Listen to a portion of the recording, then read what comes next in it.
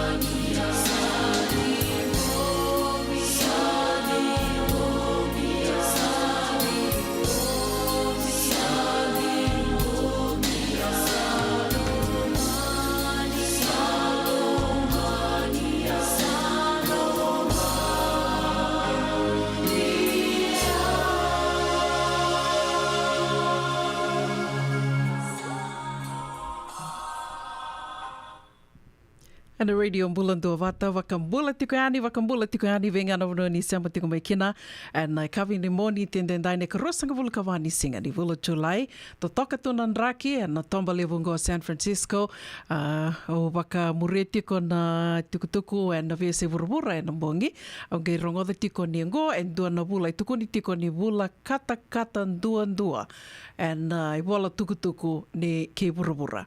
The world's hottest month in the history of mankind. Navulongo navulo July na bukungani katakata wakilai tiko senga walengai na bonoli bungo Amerika ke wakau ni awaka mureti ko na itukutuku ni vese burubura ni na reitha ni ndo na bonoli bu mai na matani tu o kiriki se o Greece kama ke de sartiunga kama libu na kama waka durtikina se ava tiko kina ya dinangani do wakilatiko mai nonda na nraki mbatambata do wakilatiko na mbatambata na se burubura ngori ya konga ya na tuku na nonda tuku ni ve se burubura sendo ke kanda wakamuretiko na world news and na rida ni go bula kata ndundua in the history of mankind ya sa tuku ni tiku vikande dona ka ke bakanda se bakatitinga takatiko na climate change and global warming and ndonu me sana visa tiko mai na nonda rai na buku ni ve so and wakamuretiko ke bakanda ndo wakamuretiko na tuku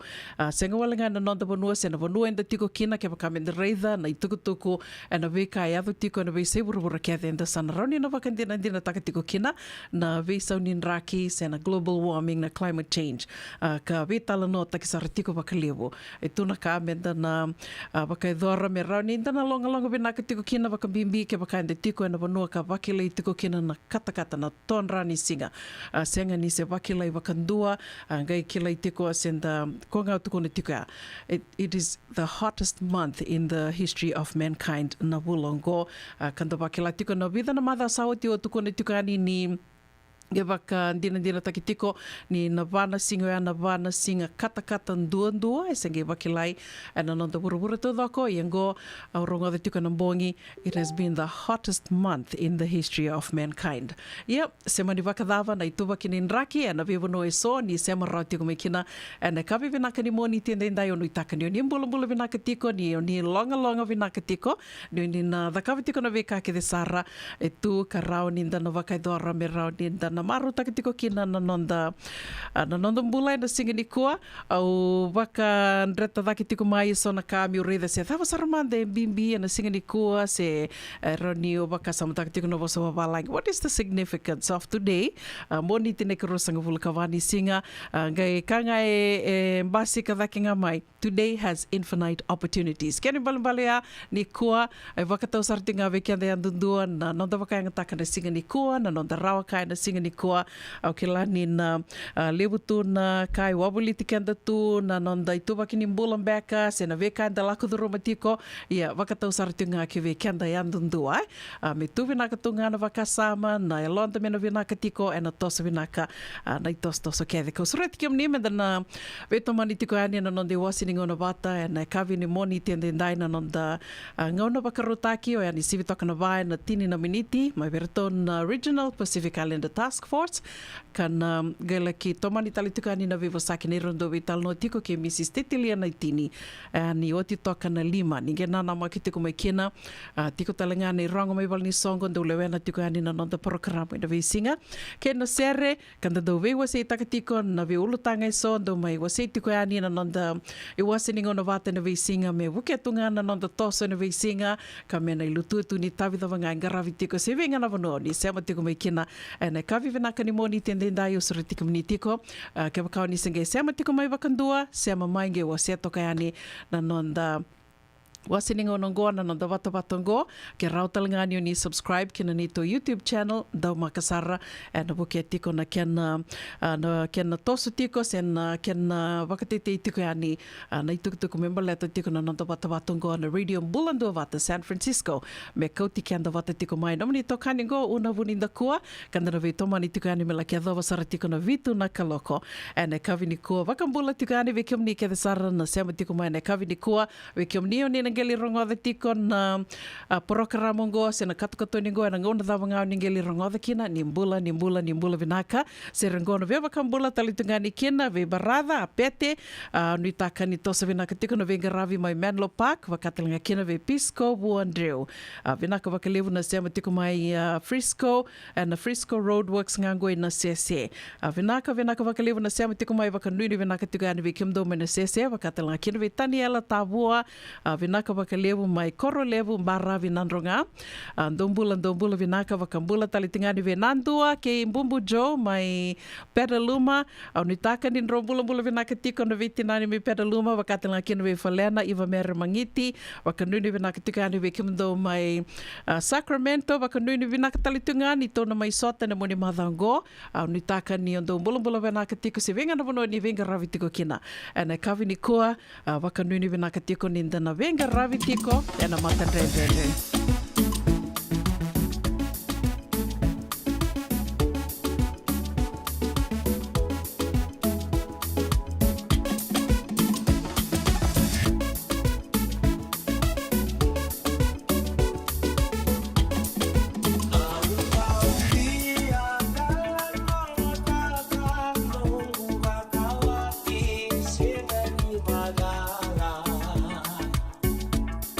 Ao dia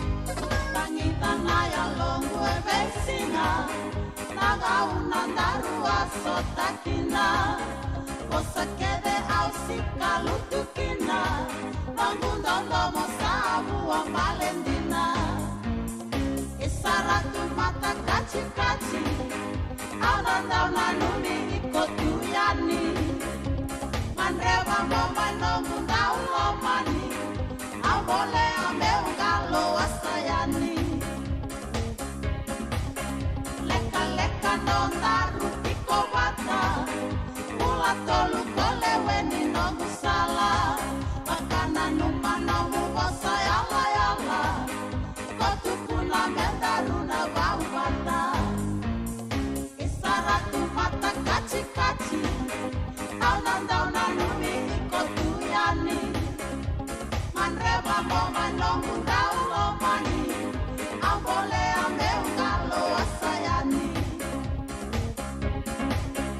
Aunanumani konina beyau Mebakana mubosani tatau Nawakilani kodabi lakiau Namundondo mosamai mau-mau Isaratu mata kaci-kaci Aunandau nanumi ikotuyani Manreva momai nomundau lomani Ambole ameungalo asayani Netini anomu wakayatu-yatu Tabe unileina nomu yanu-yanu Kanadea nanomu delani yabu Sawote nomu rosi wananabu Isaratu mata kaci-kaci Aunandau nanumi ikotuyani Manreva momai nomundau lomani Ambole ameungalo asayani Lewa usawa na wawa. Usala usamaya nipo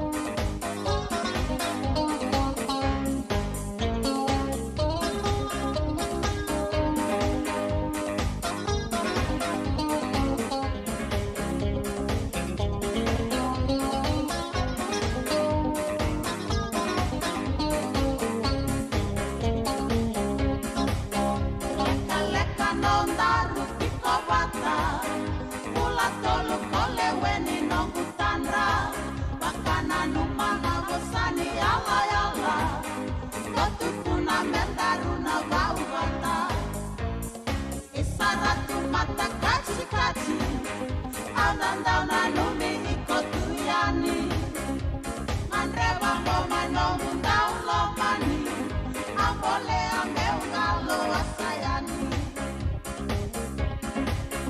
Aunanumani kondina beyau Nebakana mubosani tatau Tawakila nikodabi lakiau Namundondo mosamai mau-mau Isaratu mata kaci-kaci Aunandau nanumi ikotuyani Manreva momai nomundau lomani Ambole ameungalo asayani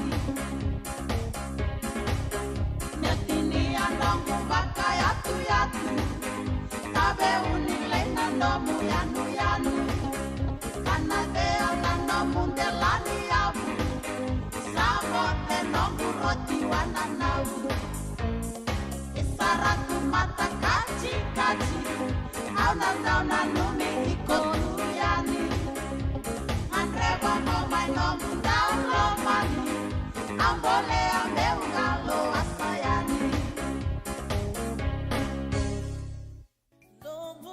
Nungu chisu nungu badua.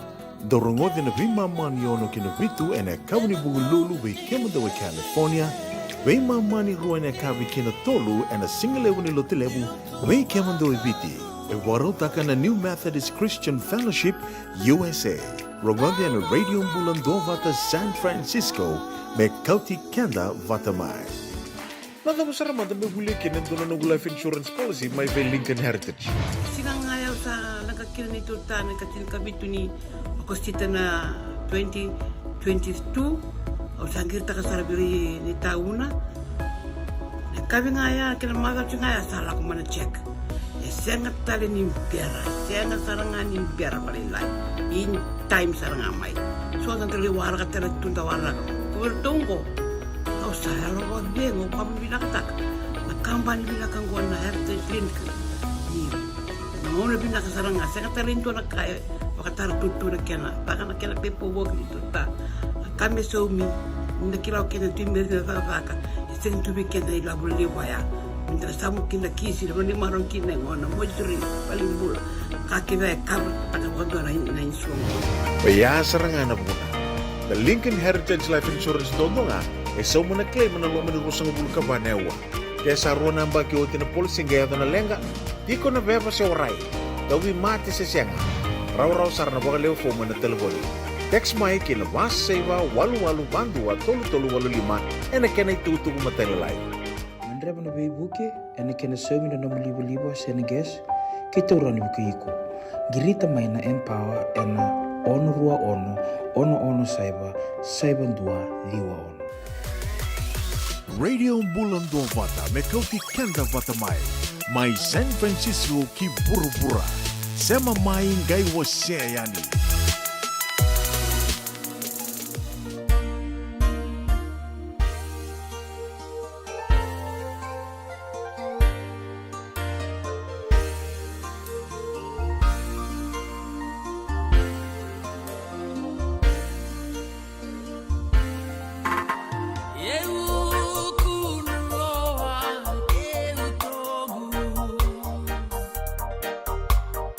Come before a row.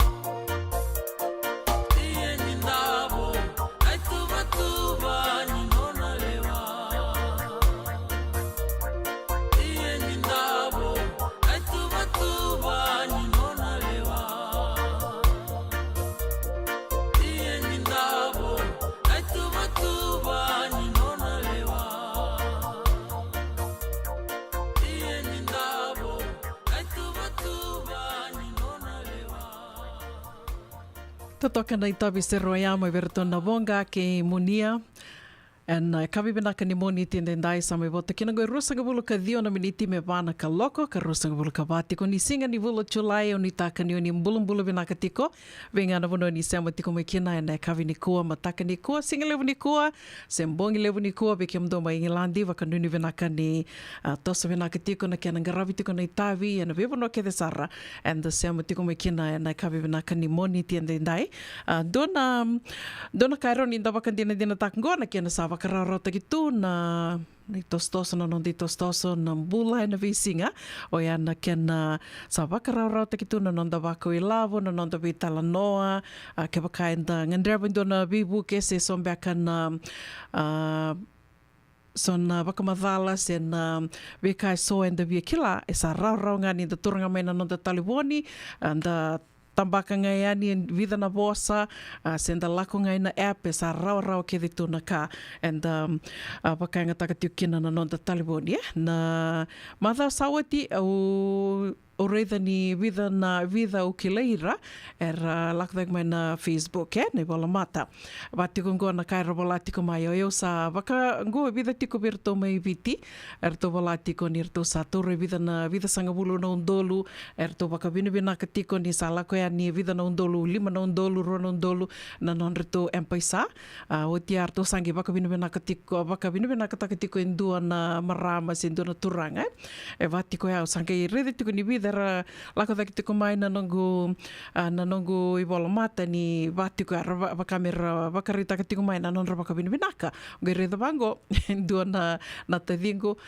ni o koe talanga e baki li dhoka tu en rani ukana i vandi dhao ya sen i vandi ngasin beka na nonra na ndombu tako o tiao sa maningir sa rivali o taronga i bakadava i torindino koe ni lavo endina beka ya sartunga i talno taka mai nangone ni sengai senga ni toro koendo nei lavo kerenga mai o koe ka wakabinibina ka takitiko nia me biuta rau ni koendo nei lavo i ndombe ka nan rau nan dola me biuta ni na empaisa o tia sangai na biuta nan donan rau nan dola sangai soli mai se ngai biu mai na lebu ni lavo ya kina non empaisa ia ni mbera ni ngai biu mai na empaisa ya dona kai lava ki mai boa men dakabo ya men biuta dake ko na non tukutuku ni wakabinibina ka ni sayado mai nei lavo ya kina nona empaisa.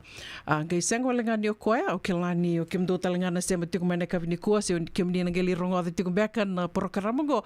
Nina kila tiku endua se rua se rto leo tolu beka erto sa mai dhoko tu ena lawaki ngoa se na mutako ngoa se na scam li weekenda santa kila tu na voso ya na scam kara waka edora tu nei waka raungo ra mutako na mutako sarangai. Buta ko dito ko nei lavo tuku ni merambita ni nei lavo tia sangai endo na kai ngandre mai biro ya merambita da kini tuku waka bina ka takatiko ni saya dia ni bir nei lavo yo na nandino ya ni senga ni do nei lavo ya dia ni bira rambiuta ngau ira bako tangau ira nei lavo Dona kana ni tundu sangatiko na radio mbulando wata na beba karara mataki na kena tukuni tuku ya ni menta kaku ni rawai rau tu na beka wau ya me sandu ngai tukuna ni bita mai ni labongo kila rendou mata indina na baka ngataka na bosa mera rawai kenda rau kina o tia na kangai dundu menda na taronga mandango ke baka e tikongo ribi ko ndoni labo mo baka utamai ni usa tukuna ni o ya usa nungo ni labongo ri na dawa tali monge kire mai kina nei lavo me biuta ya ni so rando tukuna oi como wako tamai nei lavo go wako tamai $500 sin dona rau nan dola me rauni na mai somi kina na kena wako ya ni no mi lavo se me maleta beka na insurance me rauni na mai go na kani insurance me rauni na wako ya ni kina viko nei lavo tunga dreba mai na bangi na insurance ni berni ge wako ya ni endo nei lavo lebo bango senga walenga ni rato tadori kina mai viti lebo talenga Amerika go ka ke latiko ni tiko na pono libongo Amerika irna nonda era sami taduri talitunga na butako ya na lawaki ya karara sar ke baka de seng ni andre rabitiko baleta ni ira ramata ina baka ngataka ni na vosa mer da wilik ngabango da sana numa saranga okenda ni sarawi kyanda ilabo hindi na tiko na kai tukuni tiko mai oia e so na dua tala na kena matangkali ngo na vangar vaka vekilai tiki reani me sa tos tiko na ve tala noa vaka menta sali vekilai binaka o te asanga i mbiu mai ndona i tala noa e mate ndona nongu mbumbu nongu tutu se ndona beka e mate ngona i lavo e sa tiko me na vaka oiani se me na vewa se aki onga i sanga tiko miu kilasi o dhim beka na ngandreva kalivu na vebu ke ongo miu na wasiani kwa nei lavo onge na numani o iko e na ndua ira kana rauni na anga bakaliu kimni nei lavo ka rauni na ka sa tiko ngoa me na waseani ia nimber ninge waseani e tiko na ka me o kerea ke bakaroni ko bako tamantanga mai nei lavo ngoa se so e vango me rabako tamai na cheke e rabako tamai na cheke e iko monge kota na cheke kina no mo mbange monangele vakaduru makina no mo mbange no mo bank account o tia me sanange o bako tatalani na sende vi koia. So na vi kaboia au na senga ni na oda na wasia tiko yani na vuno taka tiko yani na mai wasia tiko yani na kia na matele lewa kia na matele lai me utukune tiko yani mani kakua ni na rawa i rau kina maletea na nondra dhaka saranga na ndombu tako lewe rasa rawa i tiko kina o kenda nda dhaka taka kethe na nonde i lavo nda mbuno taka tiko na nonde i lavo meranga i tunga e so kara na numa ni rau tu na nondra rawa i lavo e na nondra wakaanga taka tu na vivo se so kanda mai rawa i tu kina e ndo tale na go ngai atu tu ngana singilipu di koa so na gona bakasa rawa tu na nonda wakaanga taka na apps e so, e na nonda taliboni. Dongo na bako i labo, e na Zelle. Kenda sandu bako i labo tiko, e na bakambimbi tiko na panongo vikento i Amerika. O senga mandini kila na Zelle e international se senga. O se berni bakanga taka na Zelle miu bako i labo kina i Walangi. Go vikento to mandanga na tiko bolingango i Amerika. Na vi ngoni sale so ni bako i labo me bakana Zelle na Cash Apps e na Venmo tiko talinga na Messenger me roni to bako i labo kina au na via wasia mandanga na Zelle na Zelle e roni taka na mbange kede baka e levo na mbange senga beka ni credit union so na bonua so e tiko kina so na mbange la live baka na exchange bank ko na mbange la live era sembera ni rase makina Zelle ia na mbange le levo so me baka na Bank of America, Wells Fargo, na Chase, na US Bank, Becca, na Union Bank, ko irna mbangile le wango era sa sema kede tu kina Zelle.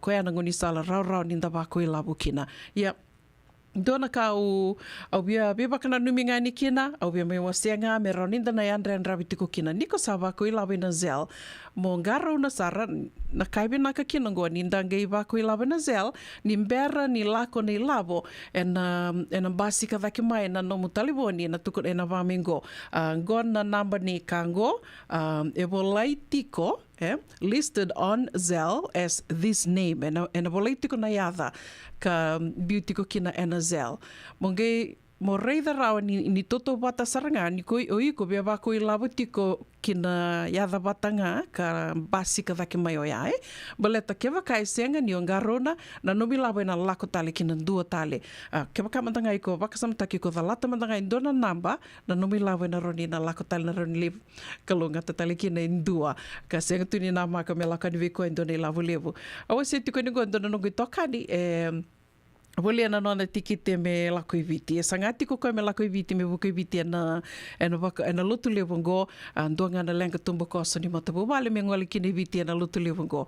O te ake to sange sangame ki to wole ana nona tikite. Wangara i tiko na tikite ndona wanoa me saulailai me wole o koe na matha sawati. O te a sange e kawini wakarombuka au sa wakawekilai tiki koe saraki na ndoa na nogi tokani waka travel agent tiko.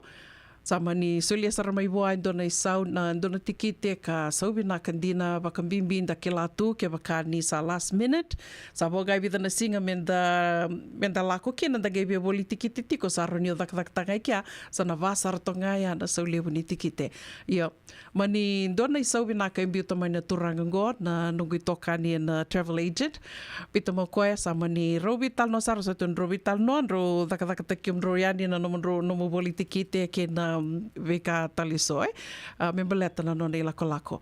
Ia, saba ia na noa sangai tukuna me kino koe bia, tukuna me bia nongo i tō kanisa.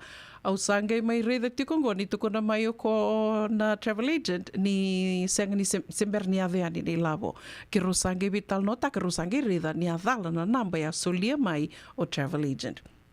E roa na tikina o bia wase tiko i kia na kabimbi. Matai, niko wako i lavo, niko zel, mo na numa tiko na zel, ni sa lako ngā wango ki na ndo tali na account, sa na senga tali sa mbau wa andrenga merato na merau ni na wakasakai list tali mai ni lavo, irreversible. Niko na reida tiko e na nomu zel, ni o wako i lavo, e na biu tiko mai ana ngona sa, once the money reaches the recipient, it doesn't, there's no way of having it reversed back. Me list tali mai kina nomu account. Yan to na kamenta na yan ren rabitu kina mong garo na binaka ni labo wako te tiko ya, na nomu zel, na namba ni taliboni e toto wata kei na yava kai ko wako te tiko kina ni labo. Ia, na nungi toka ni baleta ni sa sanga tiko koe na me sa bulia mandangano na tikite, kai senga ni kindabo koe ni ndota ni na namba i suli mai ia, i suli mai o koa na travel agent, i suli mai koe ia ngai dhala tiko ngai ndo na namba. Sanga imbito koe na nona contacts, walaki no koe na ia koe na travel agent, wako sarnei labo. Nangona ge basika mai kina na Zelle confirmation, Sa bolai toka mai dhake na ia koe na travel agent, ia dina ngā, ni a bolai toka i rā, na number go is listed, Zelle is listed under ndua tali na iadha. Gei mataila lai, garo na tiko e ndu mataila lai toka na kena bolai tali toka mai vau ia, ia bimbi menda na do yan ren ravi tiko kina. O te a koe sa senga ni mani redo koe na iadha ko bolai toka i rā, sa redanga koe ni bito koe na contact ia, na they kona travel agent, whakao ni lavo, me adhoa tiku mengo, ki tō se wasanga tinga o kito, me ki tō witaratara ki koea, ka nonandina na nambo ia, ka sa whakao kina, ni lavo sa li toro koe ni lavo. Sange lako na nungi toka na mbange, li wataronga rito tukuna me na mbange, isa ni sa lako tina Zelle, sa sinrao ni na whakao listal mai, i rito na ngai wanganga, no guarantee, dina ertutuku na kitona toboleana ni tuingu me kitona waka taronga ko ngā ke waka nandona kina madhala ertona nge waka le sua tale mai na lama ni vitu 5 kina vitu na singa. Sa watoko ya, do tal na ka bimbiongo ninda vetal no tiko ko ya na ka o ya mandanga nindo ndua me kiro vetal no na taliboni me waka ni lebu na nongo zakazaka e waka iduringa na taliboni na ka nga sando da kapungo ke waka nduengir mai kerkere text mai, se o vola mai na messenger. Me vola i tiko. Balete ana ngoni sala, e roni tiko kina roni kuna waka dina takatu kina na namrovi tal no. Balete kila nio kenda da sa ngui leda, da oso tu, sonangona da tombali tingo ni sala sen dan reba tiko sen da dakavi tiko dona kanda sa vital no tiko na taliboni. Oh iyo, wako to mengo dakava go. Ke vakanda vital no tiko e na rao na nondo ngule dava na vikanda vital no taka. Ye ke vaka me bolai ani se me text, se messenger, se email e na rao e tiko viko dona i lave ni vika ro vital no taka. Na kai nge kalunga te kina na neito na vika ki to lago do roma tingo kina nungu toka ni ko e maroro e ke tiko na non vital taratiko, non vital no tiko ke na travel agent e mbita ke tiko mai waka i bola e rovi text messenger tiko o tia o sangi tarongani o waka dawa i tiko ngori na waka dinandina ni namba e asolia mai o koea tuna sarkoia o koea e mbita sartunga mingo o sangi tuku na wako tame biau, o sanagai wakataronga liustale. Rau na ni to vital no, baleta ni wako te kede mau koe, na wakandina ni vekai roa vital no taka, e rau tal ngā biau, mi o wakamure tale na non ro vital no ea, kasama ni, o sa tuku na vi travel agent reida, senga ni nona dhala, baleta ngona nambo i kua solia mai, senga tale ngā nambange, sa tunga na non rito agreement i nambange, na vekai rito sa walatu non rito lawa, ke sa lako na Zelle, sa senga tali rau ni na waka suka i tali mai ni lavo. Sa tiko kedengo na waka dina, au sa kireiko mo sa mo mbita manta sulia mantanga me na tiki tembalet sa somi o tiani. Na kia na gili vida la tia, e sa mbali vi ko mbaleta ni ongo na namba, iku sulia mai na namba dhala.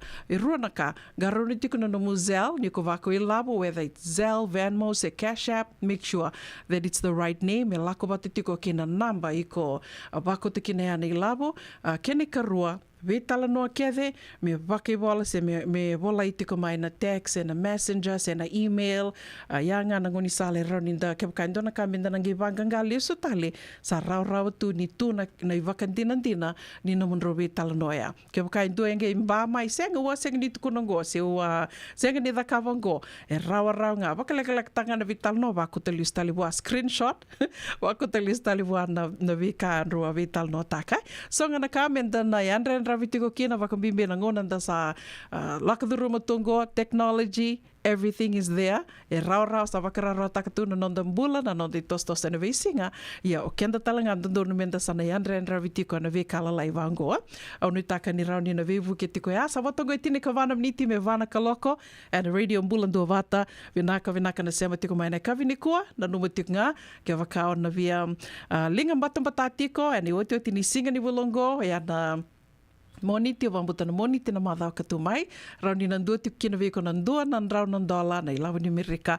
Kanga mau na takawa o lamai na vunua sema tiku mai kina. Venga na se vuruvurau. Sema tiku mai kina e na lako e ani na nandua nan rau nandola na ilawa ni Amerika ke rosa wakaruta katiko me katu ngani wakawini vinaka na munindo sema tiku mai na munindo o se tiku e ani na nondo watongo na radio mbulando wata. Obi waka mbula tiku e ani na serka tarawa ve kalisiana mbure walu ni mbula vinaka. Sema tiku mbeka mai ve kalisiana waka mbula tale tungani ve mbale kana meka vinaka na sema tiku mai na kavini kua mbula vinaka Paulini wa soi waka nuni vinaka tiku e ani ve ngana vunoni sema tiku mai kina Paulini wakatela kina ve titilia ngande ni dhola vina vinaka waka levu na sema tiku mai na usoria na kavini kua waka mbula tale tungani ve Michael Viti Michael nui taka ni nandona singango ndaroni mai ve tal no kina me baleta na thama beka na spa sindona massage pala Sandola tikungori mai San Rafael. Angai au ni taka ni tono mai vewa sei se to mai vital no tiko kena nandona singango. Waka mbula tali tungani ve simeli. Waka nuni vena katukani ve kimdoro na ve tamani ve tukani mai Pedaluma. Ni taka ni tosa vena katukana ve ngaravi. And bongi se na kavi ni moni tendendai. Wakambula tali tunga ve vase mada ve sikula. Ve kimdo ke ve sarna nongu marama turanga na ita. Mane atula mai. Ni bulu venaka.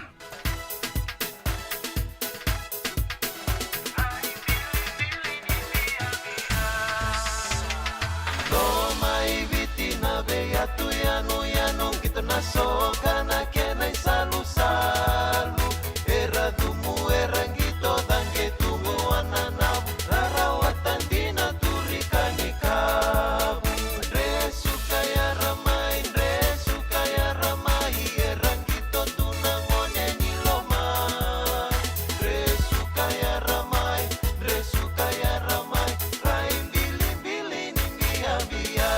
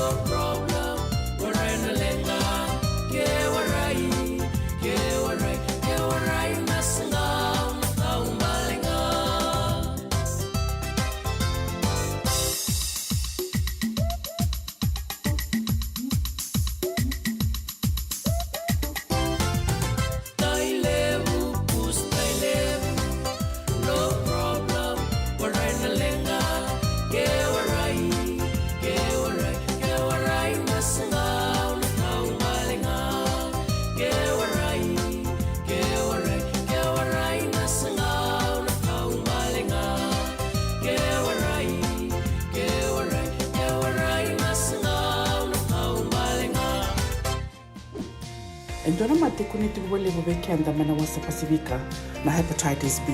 Kuneini ndua mana weyatini corona leni winua mana wasa Pasifika Amerika ni tobi retiku na matembo na hepatitis B. Ongo ili wake na kenaroni wetobi sena tobi kuna matini ngadha se liver cancer. And then remendo kila ke sa tebi kwentiko. Na wakani sa ngusote ni kene wakatakila kila se symptoms wakabo ke sa mbimbi na mate. Mbimbi ngone kila mono wakani kebi membaleta na hepatitis B. Peter mai kena telefoni 526 ono vituva 51 sesi koba na nondo to website www.sfhepbfree.org. Yavalata dionangai valata and radio bulan duavata. Veitalono te kina na vika membaleta na nondon bula. Mai vei ira na kenandau mai na tambana ni bula so. Nasi na puni wai. Promover na vana kaloka na vei kabili tu city and a veito kone ni Lincoln Heritage Life Insurance. Na kamba ni life insurance kanganiti kanda na kaiviti Amerika.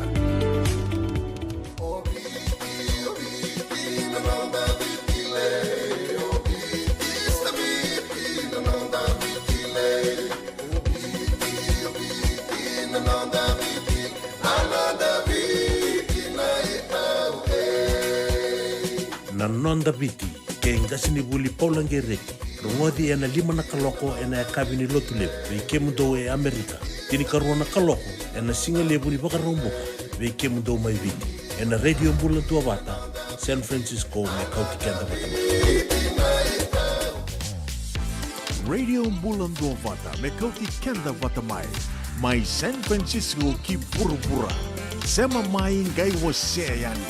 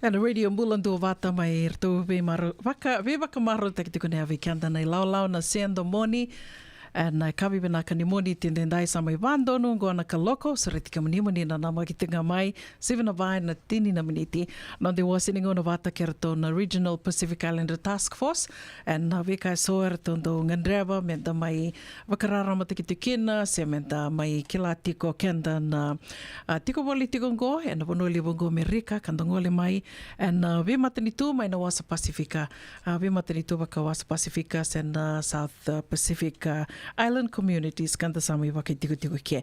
Yani si bitoka na vai na tini na miniti na ngona mandanga ngo darangoda mande vida na tuku kai adara tiko mai lewena tiko yani na rongo mai balni songo. Matei tiko nga ni tuku. Matei tiko ni tuku endo na visureti raramba mai verito na Santa Rosa Netball Club. Verito na Santa Rosa Netball Club na wakai duru sartungango na nonreto Island Night and na waka rawai sarngango ni karusang vulka dio ni singa ni vula July and na wakai duru tiko mai lami sen 8210 Old Redwood Highway Kotati. Na yadhani bonongo na trade winds mai lami e Kotati and dola tiko na katumba na vana kaloko na idurduru e rua sangabulu walinganan dola gona nonreto visureti raramba na Santa Rosa Netball Club Island Night kanuitaki ngoni na yave ni kina wakaliolebo tukutuka katarava membaleta tuknga na nonreto fundraising dona sasanga ni komuni Labongor to wakai tiko na First United Methodist Church of Santa Rosa. First United Methodist Church of Santa Rosa, $5,000 na tikite, summer fundraising, a charity event for the Colonial War Memorial Hospital. Kito kirosa kadi waka tiko yani na visinga na sasanga ngo membaleta tiko nga na Valnimbula sangay tiko menda na bibu kitiko yani na Valnimbula liwi suba venga rabitiko and Valnimbula liwi suba. Yung koendo na kena songo kana wakai tiko and katinika dioni singa ni vula kosita. Katinika dioni singa na vula kosita teko butiko menandona kaloka na singa lebu kina 5 na kaloka na kavi wakai tiko and ruan 25 saiba Giffen Avenue Santa Rosa. Na wakai tiko son na beba kamarotaki fashion show and lunch. Koia na beba kamarotaki so libuki kene waka singa lebu na waka rotaki tiko ya $5,000 na tikite wili katoka matangani na bekarto volato kamayongo. Purpose of this event is to raise essential funds for purchasing vital hospital supplies for CWM Hospital, ensuring they can continue providing crucial healthcare services to those in need. Every single donation raised during this fundraiser will go directly towards supporting the hospital and the important work they do for Fiji's communities. The way tukutuku mataila lai raun yun inge vetartareani and the taliboni vitu saiba vitu ruan 2 vitu 25 vawalu. Vitu saiba vitu ruan 2 vitu 25 vawalu. Tukutuku kataraba ya dharatiku mai no nonde wasinigona ni rongo bebal ni songo do talngana visureti ramba na baka dhuritiko na baka rowai na ka rosanga bulu ka ono ni singa ni vulo kosita baka rowai na ka rosanga bulu ka ono ni singa ni vulo kosita gona baka tokai tiko ngo Glamorous V25 Island Night. Glamorous V25 Island Night and Avakaidortiko and a Friedman Event Center, 4676 Mayat Avenue, Santa Rosa. Tekubutiko na songo and a tol na kaloka na kabiki na tini na kaloka na mbongi, island menu, dinner and drinks, live entertainment, DJ and so much more. Keni tukutuku matela lai ni gebe tartareani ke meroni mbola and a taliboni van 25 walu vitundua ono diwa seiba. Oyana van 25 walu vitundua ono diwa saiba ve meroni mbola se ate dhadhabu and taliboni ono 5 saiba vitundua saiba rua 2 saiba ono 5 saiba vitundua saiba rua 2 saiba se ve laisane ken rambuka and taliboni diwa 2 va vitu saiba 5 va saiba e ana diwa 2 va vitu saiba 5 va saiba verto ninge betartarani verto na marame tolu ena kendi tukutuku matela like na gembi tukani na tikindongo ana nanda wata na radio bulando wata Facebook page O te otinga ni tukutuku, e athara tiku mai e nai rong mai wali songa ne kawini kua, go me mbaleta tunga na singa ki te levu, kana wakaidhura tiko mai lai e Hawaii ni ka matai ka rua ke ne ka tolu ni singa ni wula September. Matai ka rua ke ne ka tolu ni singa ni wula September, matai ni singa wakaidhura tiko kina, na mbose wakaimbaki se na annual general meeting e na lai e shopping center, e na teko wutiko na vitu na kaloka ne kawi. Wakarawai ne ka rua ni singa ni wula September, teko wutiko na tini na kaloka na matai ki na wana kaloko na kawi na soli kana wakaidhura tiko e na koko lolio Kekela Park mai na Kamehameha Highway mai Hawaii. Na kena kawi, tiko na ono na kaloko na bongi ki na tini kandua na kaloko e na wakaidhura tiko kina na banquet danisi wakai kawi na Honolulu Suite second floor Tapa Tower, Hilton Hawaiian Village, Waikiki. Dua na rau na dola na isauni tikite, singa tambu gai wakaidhura tiko na kena lotu dhoko wata e na te kaputiko na rua na kaloka na singa levu, wakaidhura tiko na Kahuku United Methodist Church, Kamehameha Highway, mai Kahuku. Ia nai tuba ar tau sambiuta tiko na leoni komiti karato dhidu wakatiko na kena ngaravi na tailevu na singa ki tailevu e ne mbakiongo ronondolu rua sangavulu katolu. Se mani dhavanga na nomundui tuba na nomundui songo ndo wakota mai kadhiwaki tiko yani na radio mbula ndo vata ka senga tiko ni saumi na kena kadhiwaki goe ndonangu ni sala e rawa ni na vivu ki tiko yani kena na radio mbula ndo vata kena nomundu sasanga. Sivatonga na vai na vitu nominiti na radio mbula ndo vata na ndonangu na leka ngango dan rongo tiko kena na vitala noa me wakairto wakarotaka tiko na Regional Pacific Islander Task Force. Sera katarawa wakambula tiko ni kena veke mdo ke sarna sema tiko mai ene kavini kua dombula vinaka wakalewa na veto mani tiko mai gai wala tonga mai vena wano ni sema tiko mai kina ene kavini kua mena mbi tiko ni kina nai dhamu ni kena kato wakarotaki me mbaleta tiko nei lavo kasoli tiko moni na linga mbata tiko kena ene wote ni singa ni vulangona vulo chulai Radio Mbulando Vata, San Francisco.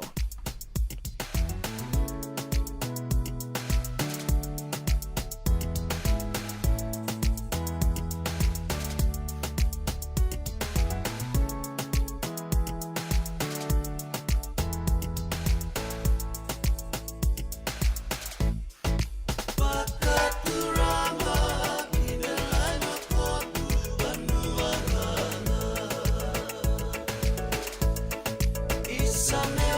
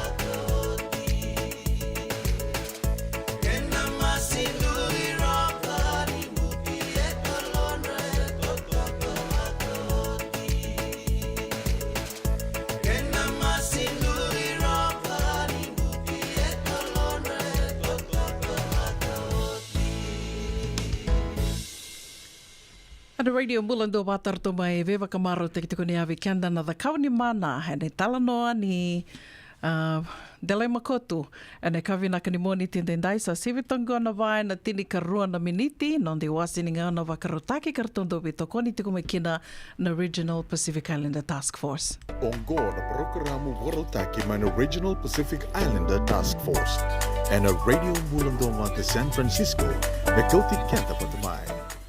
Pepakan nisa na reida tiko mengore ke rowe tomani tiko ani ke Koa Lopez no pakele silesi mai na Regional Pacific Islander Task Force do bunga na ngauna ke rondo me betal no tiko ani and ke rondo me betal no tiko ani and no de wasining ono vatango ka vito koni tiko kina na Regional Pacific Islander Task Force. Bula vinaka ke Koa.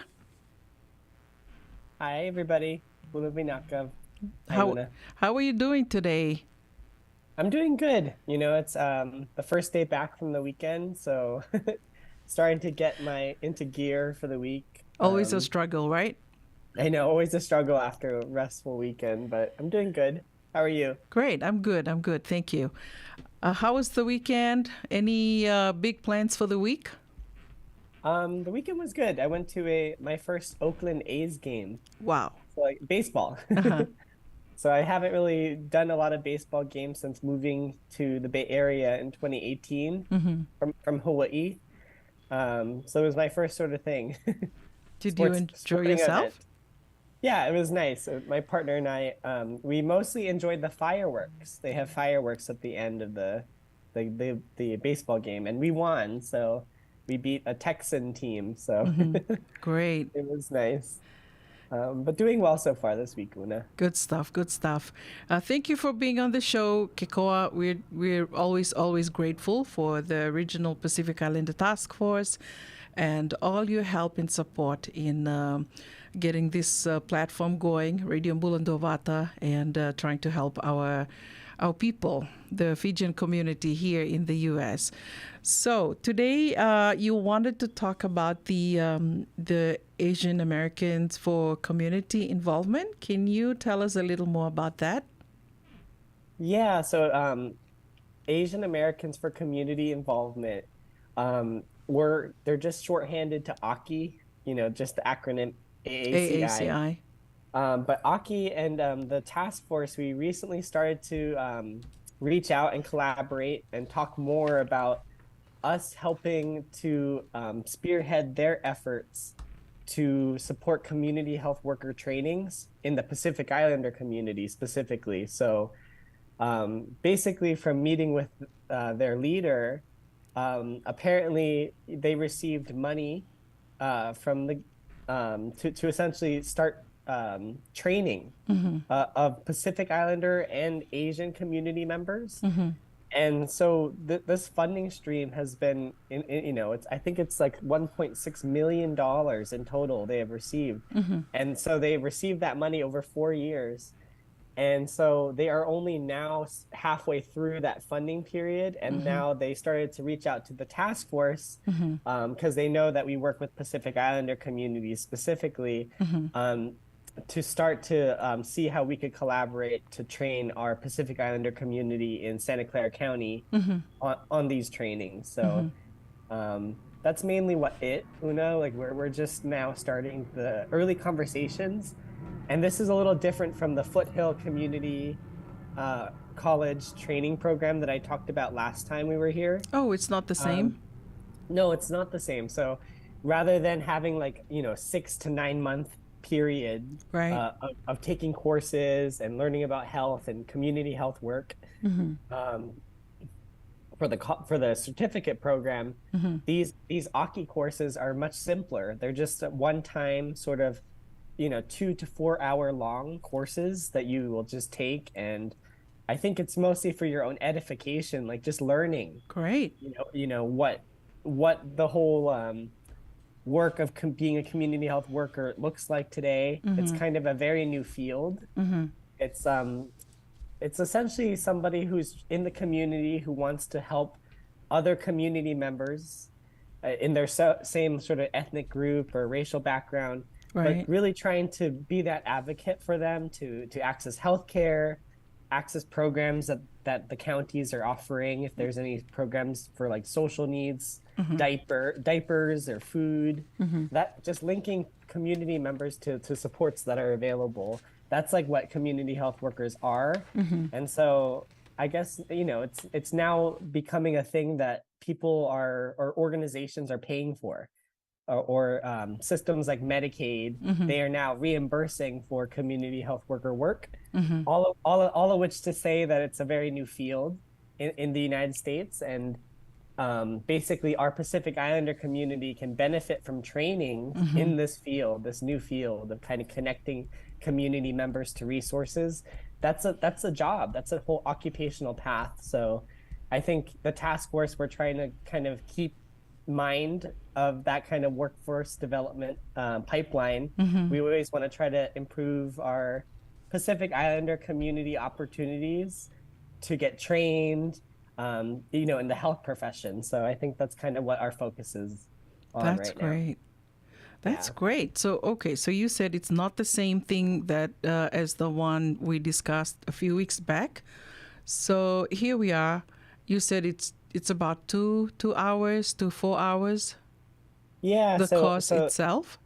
Yeah, so they're courses that I think the organization Aki will launch a module, and then so it'll be that course for 2 hours to 4 hours, and they range in topics. Like some is just kind of an introduction to the fundamentals of being a community health worker. Because what does that word mean? Community Right. health worker. Right. What does it mean to be a CHW? What does it mean in the American context? What does it mean in different racial and ethnic groups? Right. Because, like, for example, the Spanish speaking community, the Latinx community, Latino, whatever you want to call them, they have a term for community health worker. They call it promotora, like a promoter almost, Got like it. a promoter of health. And they call it promotora, but every community kind of has a word for it. But I think like the broad language is community health worker. And so, yeah, what is a community health worker? What do they do? Where do they work if they get certified? Right. And where do they work if they get trained? What are the And opportunities available? what are the exactly, and like what is the salary range too for being, if you're certified, how much can you expect to get paid if this is like a health profession that you kind of want to be more driven in, if you don't want to work like in a clinical setting, like as a nurse, as a physician, as a nursing aide. This is another option or another avenue for you if you want to kind of get health trained, but really support the community, but just in a different way. That's great. So where do these trainings and how soon do you expect the first batch or the first lot to begin? Yeah, so the task force is just now starting to kind of coordinate with Aki and meet with them, because as I said before, kind of at the top of the program, the task force, we're entering on the third year of their 4-year funding. So we're kind of jumping on a little late onto the boat. So we're still going to get oriented. And I'm hoping that, in the coming weeks, we're going to meet with Gerard Manuel, who works there and leads the program and this funding stream to train community health workers. We're going to meet in the coming weeks, and I'm hoping that we could start to launch them, and then next time I'm on the show, I hope that I could like explain directly like how to sign up for Yes, please. the next modules, Right. and because I feel like it's one thing to advertise about the Foothill Community College Certificate Program, but in speaking with Tao, our task force leader, we really think that taking the Aki trainings first might be a good on-ramp for the community. Got it. Because not everybody has the time or space or energy to take a whole certificate program over 6 months or 9 months. Right. It's a lot of time investment. And so in wanting to kind of meet the community where they're at, that's just one avenue. If you want to be certified and trained with that professional skill, you could take that avenue, and it's a fully funded program at that community college. But then another avenue is if you kind of are interested in the topic or subject matter, but I just want to learn more, and you could take this free program offered through Aki, and the task force can try to coordinate in getting that module to you, and then helping just upscale what the Pacific Islander community knows already, I think. But really just trying to, take a course and really just to check if you know it as well as you know it, and it maybe learn something new if you didn't already know that topic. So Right. That's great. Great stuff, Koa. So hopefully the next time you come on the show, you would have definite dates on when it starts and how it starts. So yeah. can they do it online? Can they do it virtually, or is it in person? That's such a good ask, Una. I had a hunch that it's actually offered online, but I'm not sure. I do think that from talking with Aki, the organization, it sounds like it'll be offered online because it's more accessible that way. Exactly. But I'll be sure to ask when we next meet, because I'm trying to schedule that right now, honestly. Okay. To meet hopefully this week or next week with the organization to go over these details. Details. But all I know is that there's just different topics or different modules.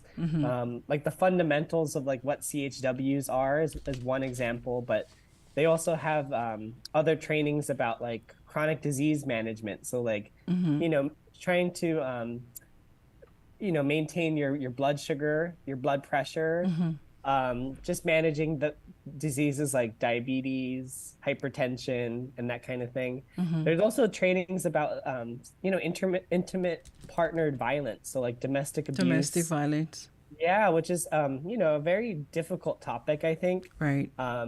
Especially if like for Pacific Islanders to engage in. I feel like we definitely should engage in that topic. It's even though it's kind of a controversial topic, I think it doesn't mean we shouldn't have that conversation. So, there are just options for whoever is interested. Right.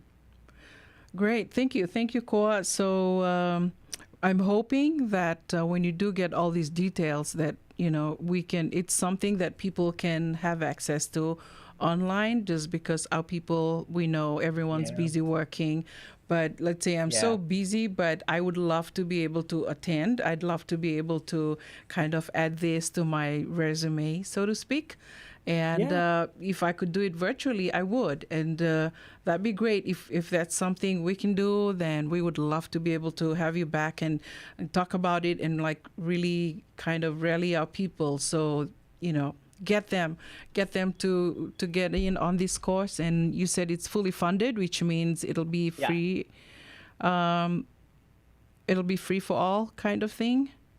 Yeah, I believe it'll be free. I know that much for sure. I just don't know like when next they're offering it, and then like you were saying before, whether or not it's only in person or if they have an online option. But my hunch is that they do have an online. But I'll verify that because I'm hoping to meet this week, as I said. And, we're excited about this new relationship with Aki. The task force kind of never really worked this closely to kind of jump on this funding stream that they're receiving. Because I think, they're called the Asian American community involvement, not Asian American and Pacific Islander. So it's nice, I think, that they're kind of orienting us in that funding stream, because I think the intention of the funding stream I was reading is to really focus on both Asian and Pacific Islanders. So my only feeling is that I wish we had jumped on sooner, earlier, like 2 years ago. Yeah, because then maybe we would have had more time to really get a lot of ideas up and running. Because I heard from the Aki leadership that we might even be able to create a health intervention kind of with Pacific Islander community in mind. And we still may be able to in the 2 years. So that's just something to think about going forward, is that we hope that we could create something still, even though we only have 2 years left. Hey, better late than never, right? Exactly. And I have faith that, with all the thought partners in the Pacific Islander community, we could figure it out quickly and just get up and running. Right.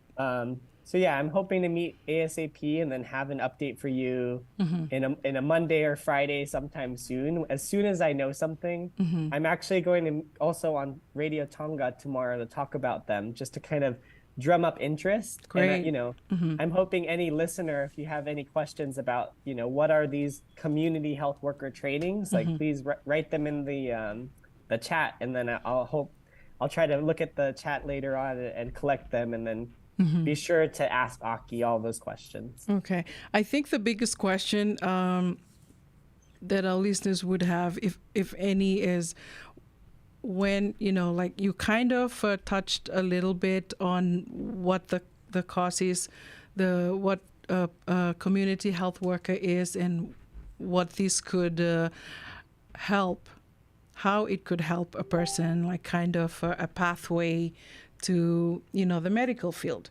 And like, as you know, most of us do caregiving, and then most of us really go on to get their CNA and the LVN, and then eventually into the nursing field.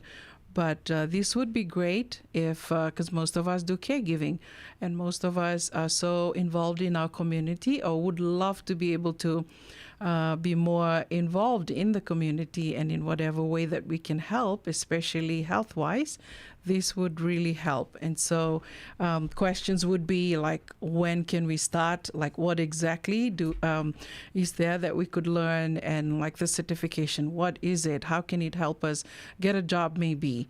And if we can do it online, that would be great, because most people do caregiving and they do have downtime, but they're not able to leave, leave work or leave their patient physically. So they can be there downtime and do stuff online. And, the good thing is we could do most of the stuff we do online on our phone, right? So those would be the questions that I could think of right now. Maybe once you have more information, we will be able to kind of have more questions. Yeah, and then honestly, it'd be a learning experience for both of us, because the task force has never worked with this organization before. But it's important, because we'll be one of the only organizations working on behalf of Aki who focuses with Pacific Islanders. So I'm hopeful that we'll be the ones kind of trying to make sure that we get as many Pacific Islanders through the different trainings, and then to promote them and publicize them, like on your show and Radio Tonga, just to encourage the Pacific Islander community to take them up. But yeah, I'm excited. I hope a lot of Fijian community members are interested in the different topics. There's some even around like patient navigation, even I think I saw. But and they're also very interested in creating, some sort of training that's relevant to us. So if the Fijian community, has any sort of desire to build something, I think there's, so much option here to kind of create. So yeah, I'll do a lot of digging on my end to try to figure out, what that looks like and how do we participate. But yeah, we're just only starting to enter the conversation about what these look like, and then how these are different from the Foothill Community Health Worker Training Program or the certificate program. In my eyes, they're kind of all in the same. They're just training the community in different ways you can learn or approach community health worker work, but learning it, just in different formats. Right. Do you know if there needs to be like some kind of qualifications for someone to be able to attend this and be a public health worker? I don't think that there's any qualifications for this at all. I mean, if like the task force feels that that the group that we're sharing the information with are kind of navigating to the courses or modules, I think that there's kind of this honor system that it makes sense for that community. So there's no qualifications outside that, that you're a Pacific Islander and you have the time to take this course. It seems like they're all kind of multi-hour long. So, but it's not like more than one time. So you'll just take the module and be done. I see. Versus like taking a course over many weeks, over many months. That's great. A different kind of training, but we're very excited. There's just many ways you can engage with this new field of being a community health worker. And my sense on it is that it's good that the country is starting to pay for these things, right? Or the United States is starting to value community members linking other community members to resources as a work stream. That's great. Thank you, Koa. So hopefully the next time we talk about this, we would have come up with a Fijian name, just like how you said the Spanish have The their own promotora. promotora. What's yeah, I hope somebody could let me know if they have any Fijian word that they We think could would definitely come up match with that. Yeah, we could definitely come up with something. And I think it'll be great. It'll be fun to have a name specifically for this public health worker.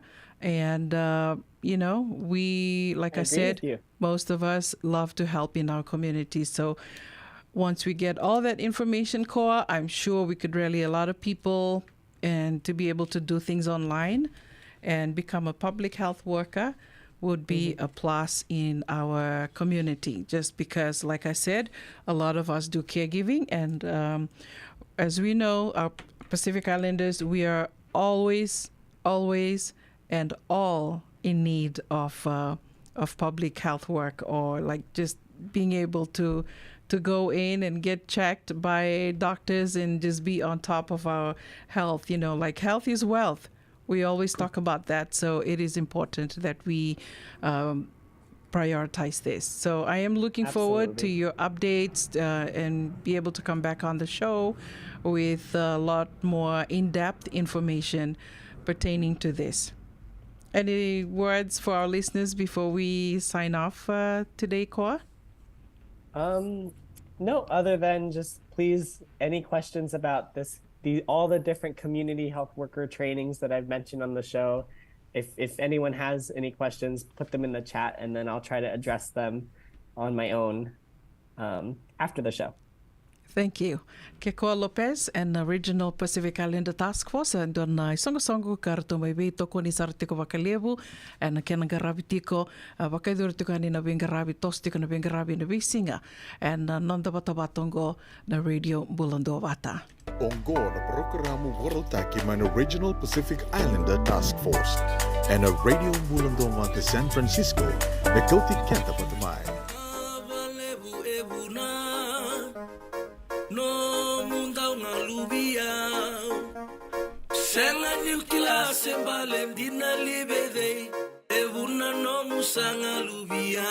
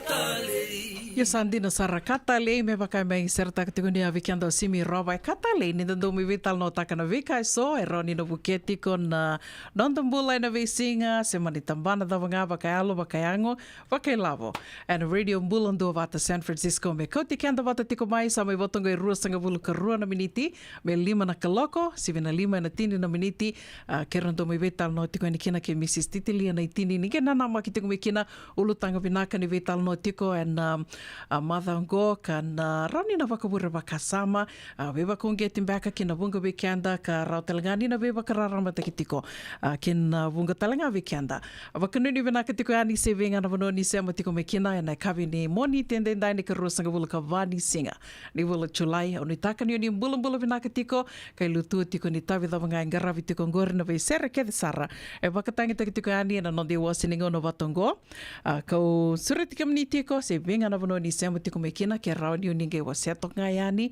na nonde to bata ne kavi ni ko rau talangani ninga e subscribe tiko kina YouTube channel dau makasara na numati nga ke wala tiko mai na vano se matiko mekina ne kavi ni ko na bitiko kina na edamu kina katopa karotaki membaleta tiko nei lavo ganga ke roba karotaka tiko na bewa kandi na radio mbulando bata menanga i wako tiko ani mena nomuni se bora da vanga o ni se matiko mekina ni wako tamai ni wala tiko nga mai na edamu ni bena vano ni se matiko mekina and na vea ka vikethe sara tolu kina vitu na kaloko nomuni tokani go una vuni da kua na vea wakambula tiko ani ve liti ana railala vinaka na se matiko mai na kavini kua wakatelanga kina vikimdo kethe sara na se matiko mai nawa mai nandera wakatelanga kina vikimdo mai nandanda kuladi mai nandawa Bula binaka mele koto ke Harry Koroitamana, bula binaka Melts, Liku Tambua.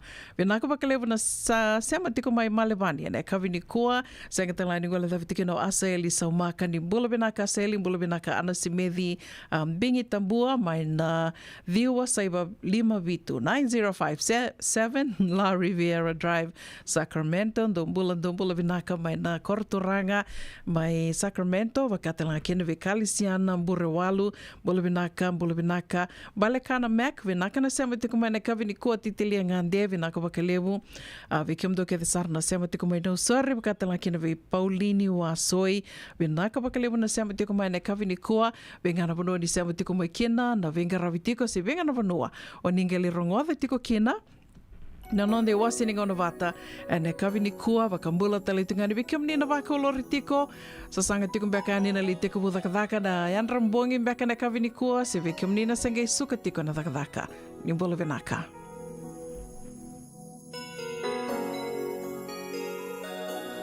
Kamu sangole kanisano mwina kimo kobe biya na mara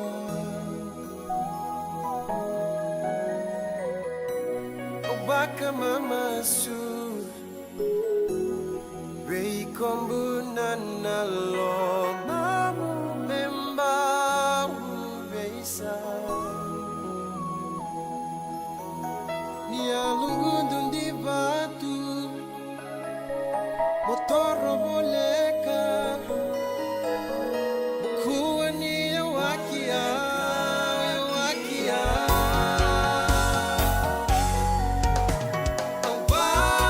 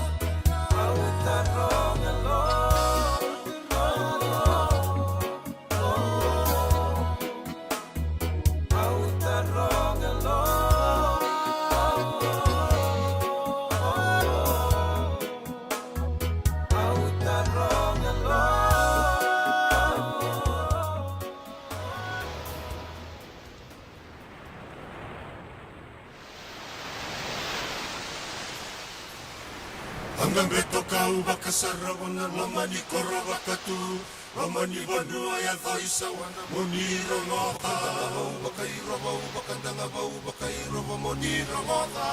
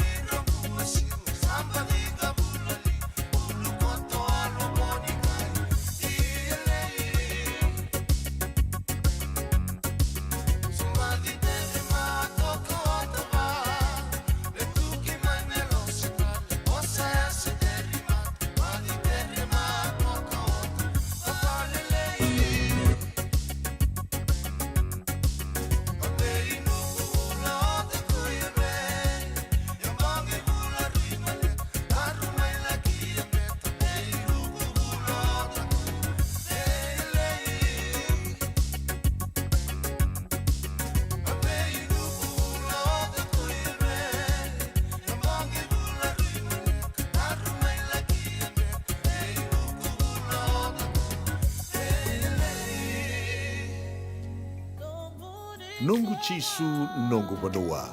Dorongothi na vima mani ono kina vitu ene kawani bungu lulu bei kemada wa California. Vima mani rua ene kawi kina tolu ene singalewu ni lotilewu bei kemada wa viti.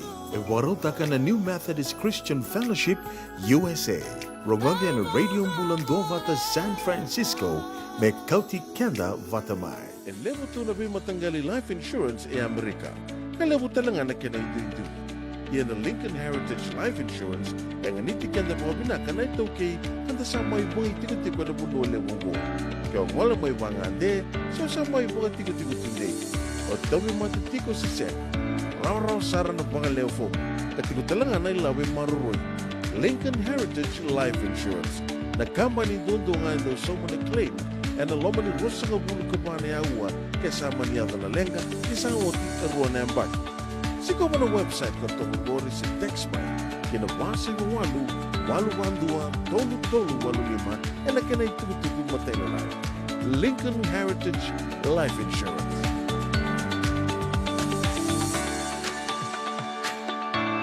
Bakay labo e na bagarobuka. Radio Bulan do Vata San Francisco. May kauti kanta vatamay. So if you're interested in learning, right, our campaign is open to everybody. So we would love to be able to provide you a basic education on finance. Kaya bakay, long-long binakamayan sana kandua, sana tiko binakatalangana kena isaw. If you are thinking that, you will attract that. Na raw ka lang nga nitos na siya na kemisaw, na baka na ibakatangan na yan din ni Nomutumbu. Rongoda na imbalan-balan ni Vaka sa Mango kinabunga tayo na nonda programo Waro Taki. En ono na kaloka na via kami ni Waro Muka vi kemado ya Amerika. Doon na kaloka na singile ni Waro Wai vi kemado may viti. Wakay labo e na Waro Muka. Rongodi kina nanunray mga sala na kanadaw e na vika wakay labo. Radio Bulan do Vata San Francisco. May kauti kanda vatamay. Radio Bulan Dua Vata me kauti kenda vata mai San Francisco ki burubura sema mai ngai wase yani.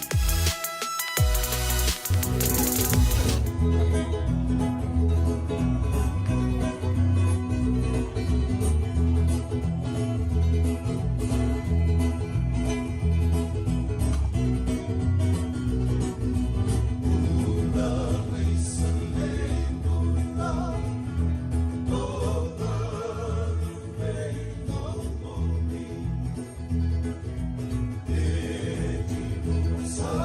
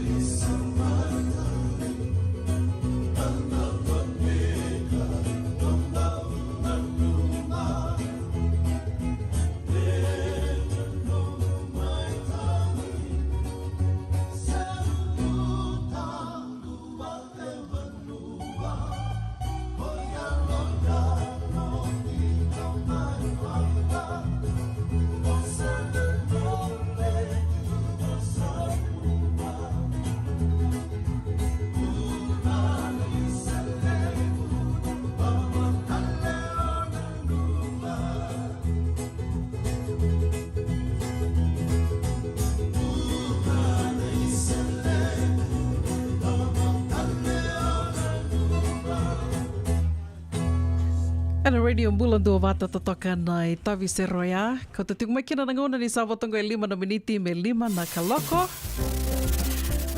Ana 5 na kaloko. Sivi toka na 5 na tini na miniti. Kira na may vetal notiko indikina ke Mrs. Titilia na itini. Ana na rondo vetal notiko. Ana kavi ni moniti. Ausureti kamni do na ulutanga mamona sara. Ulutanga ka rauninda kaya ni bunga bekanda enda pakilatiko. Ana nonda loma ni matabu wale. Ayana sivi toka na 5 na tini na miniti. Ngena na makitu mekina na numatiko. Wengo na kedho ni se matiko mekina. Ke wakao ni volama i vena wano ni se matiko mekina. Rona biuta tiko na edhamuni, kina kato wakarotaki me maleta na ilawo nganga, ka soli tiko, me indoli tiko ngā, ni rowa ka winawina ka tiko na nomunindo seama tiko mai, nomunindo we tokoni tiko mai, kina nonda, iwasi ni ngona vata, nonda vata vata, na radio mbulando vata, e na wea kawi ni moni ti kina wakarombuka, mai na tolu, kina vitu na kaloko. Matha sawati, o wapuka kina i LA, nandona singa na matha sawati, o te au ge lako ea ningo, senge mateininga ona, meo lako kina ina andona miona buka kina whaia kau wakela ni rato kela ando tuku nitu e tanganga uraki. Rato senga ni nganga uraki au. Ia, endona ka waka me matali avi au ni rato sake tuku na via o rato na security, Ninda lako ni vango na TSA security sange tuku ni via o luwata no mukote. Gondona kote lilinga o ndara tiko. Age tuku ni via mo luvata, au sange tuku ni via to senga ni rau ni luvata nungu kote, bale tongo sarangana nungu isulu ndara tiko, ndara tiko ngana ito tare loma, sange ndara tiko ndona kote, torses mbalap. O te asar tunga vare di o tumai, asa tuku na via to na senga ni rau ni luvata na nungu kote, bale tani ondara sartunga na nungu ito tare loma. O te asar tunga tuku ni via yo, toso nga vango, wawa toka isanango. O samani dure ni loma ni checkpoint, kela ke wakanda sa bukan sa kela tiko kela vena tiko na kautal no tak tiko ni ngo sange tuku ni mo li wawa nandona konea litu da ke tiki wawa tu sange me wawa tu ya ni wawa tu ye vena kanga ni se voli utoka na ngona me lako kina na wanga buka o tia sali tu da ke tu sange mai rto vital no tiko yani lako mai o koe ngā verto ka ko ngā nangone leo ko tuku na via mo luwata no nungu kote sange lako mo koe sa tuno koe reda o iau sana kena posopostaki and ke latu I'll pat you down tuna sara senga na lenga go ahead do what you gotta do o tia sange lako mo koe sange bita vagore linga angu sange vatamba ki o me dhake lako sombu lako dhake muri liu o sa vitu dhake te anio nangone au se merto o senga soti niu se alo kata kata o se ke latu ngona kai ndondonu ngā merna da kawa. Ia.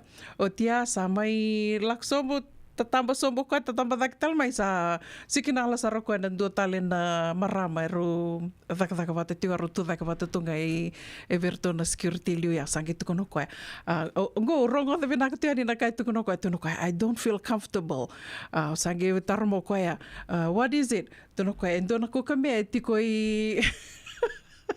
E lasa tali me waka sama taka tika ni goe.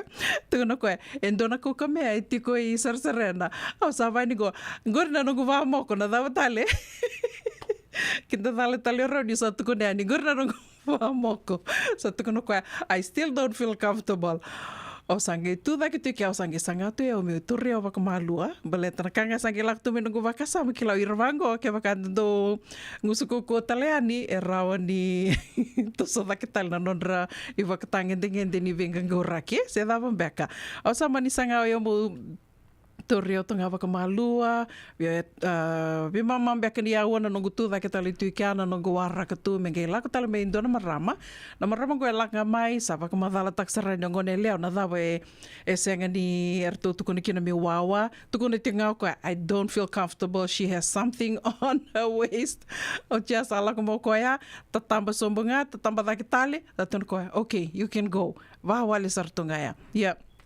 Sonangona anda sotaka ya ke wakanda na webuka ki tiko sange waka samataka na vida na madha sawati o arongo da tiko ni asa tukuni tiko ni rawa ni ko ninda sa ngonongo ara ninda sa na webuka ki tiko ka senga ni sana wakambibita ki na kila na ndona ngone asa wakambibita ki tiko menda na ke wakanda kota na nonda na wais and hand sanitizers and i wakambui mbeka na weka waya me rota tunga na 3 ounce, tolungana o nisi. Ia ngana kena lewu ni kai rani ko kouta with you on the plane waka mo carry on, Ia, au via tukuna ngā ni ngoni se mbera tuk ngā ni vau ia. Ndena ni nda sarangoa ni a sakade waki oti, ia se mbera tuk ngā ni vau ia. Ko ia me nda nanama ki tunga kena ni nda vebuka ia ki se na wakaidura tuk ngā sa na i wala vau ia. Kau lasa vio ni ungai wili katali tuku na i tukutuku ni kua, e ndua na dhurabo ia mbaki rua sangavulu. Bakiro sangavulu and riba my taxes o koe sangere to tarovi koe mai na border my taxes ni ngona lori ni na cheese. Waka samatako ia na lori ni cheese e ndo waka usana wawo ki tiko koe na cheese na dhurbango. Tuku ni bakiro sangavulu US citizen legally declared the cheese ia gerto bakeli koe bakiro sangavulu karua. Erto tukana be koe me kiale mandar tongai reitha na cheese keve ani tu keve kina na waini mate ni ve wakamate ni take na drugs tu keve tukuni ni na heroin ni tiko e na cheese keve ka waka usana tiko mai na dhurabongo e bakiro sangavulu karua. Ia songa na kaya na ge wakabuna tio ngā kina me wakanrendre taki tiko na nonda we lako aki se na nonda takoso mai na ndua na banua ki na ndua tal na banua se mda manibuka se nda nreiva ia sona ka menda na nana maki tiko kina ni rauninda na lako dhuruma waka samatanga ia na isuli kondara tiko na nungu sa lako tu na singa o sangi waka samataka tungo sengi mataini ngona me dhaka kina via o nei wakarongo sandu sarava tunga o ndorongo ada tu koea na viangona kia dhondo vuka kina o sandu sanga me na i baba me ndandara me kako so tini nrendre na nomuli lubata ke wakai koroni ndara ndo na isulu that you don't need a belt me kako ni ko bambele timbale tangona nga ya di ke wakai senga ndala ko ni asa ngele luba ke de na kaloko na ka ke de mona lubata na nomu i baba na nomu beleti ona lubata me rani ko nge lako kina mertona wakatara mona lako kina through that checkpoint so ngana ka me na wakavura wakasa matinga and gono go be kenda na navu tiko mbeka ngona tiko ni vela ko akingo ngande wike to Amerika ngona tiko ni sama sen rake katakata ngona ngora serektu kina na buli na ngone kalibu na vito se akilibu na ngande wa boke sibuto ngona lima na tolu na miniti na radio mbulando vata na ser katarava ngona ve bakambula tiko kina ve posi JT ni mbula venaka posi venaka vakalibu na sema tiko mai sama mbula mbula venaka mele vakatela kina vela veti mbali suvando mbula venaka mai waga New South Wales, ni andra vinaka. Wakatala kina vi kimdona sema tikongori mai na lot walu, Drevula Road mai na ndawa, ndo bolo vinaka kedhe mai vale, bolo vinaka karua, ema, kei nia bakambula tikani vi kimdo kedhe sarna sema tikumai, vi kim ningana sema tikumai, sema ni vanota vangau ni sema tikumai kina na kavini kua, wakanuni vinaka tikuyani vi kimdona turanga na maramanita, ndo bolo vinaka.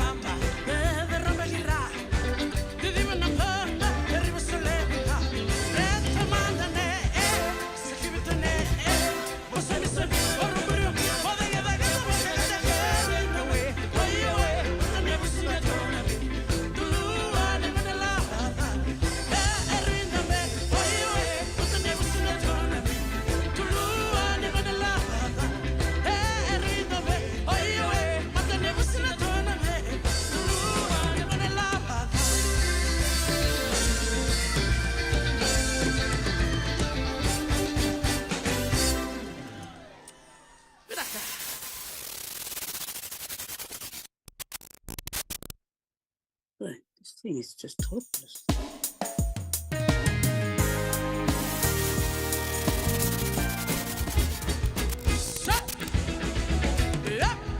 Nogu Chisu Nogu Vanua. Warotaka na New Methodist Christian Fellowship.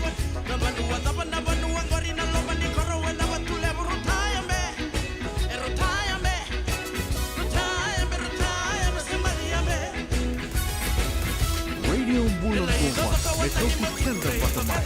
Mai San Francisco ki burubura. Sema mai ngai wa yani.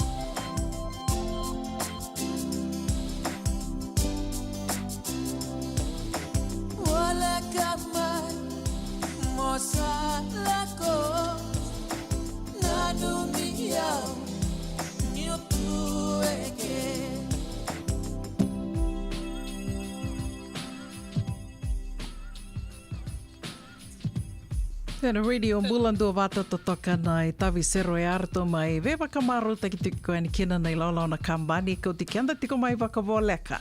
E ana usutu tiko ni radio Mulando wata se mania se wurawura dawangao ni tiko kena usutu tiko e ame ko te kianda tiko mai wakavoleka kanda mai do we talo taka tiko ani kena na we ulutanga so we porokaramo so endo mai rongo di tiko ani no de wasiningo no watongo ka wakana visinga moniti ke rondo mai we talo tiko ani kena ke Mrs. Titili nei tini. Sa kawida tiko ni māthaongo na ne ro mai wetomani tiko e ani and I kawi ni moniti ka wakambauta ni wunga weke manio ni sana ke la tiko ni sana ke le Mrs. Titilia nei tini tiko sa imba ki tini ka vitu na narato mai tiko woli ana wano le wunga Amerika sa rato mai tiko wakamatabu walenga sini wuli wakadhengu tiko mai nonda wanua ka lewa sara na tambana e wenga rabi kena ko ya ka ke to wakawinawina ka tiko kena na radio Mulando wata ni do wangalala teki koe mai na maramongo me rani mai wakaidori tuki na sana vital noa e na ulutanga ka kawuta tuna nondambula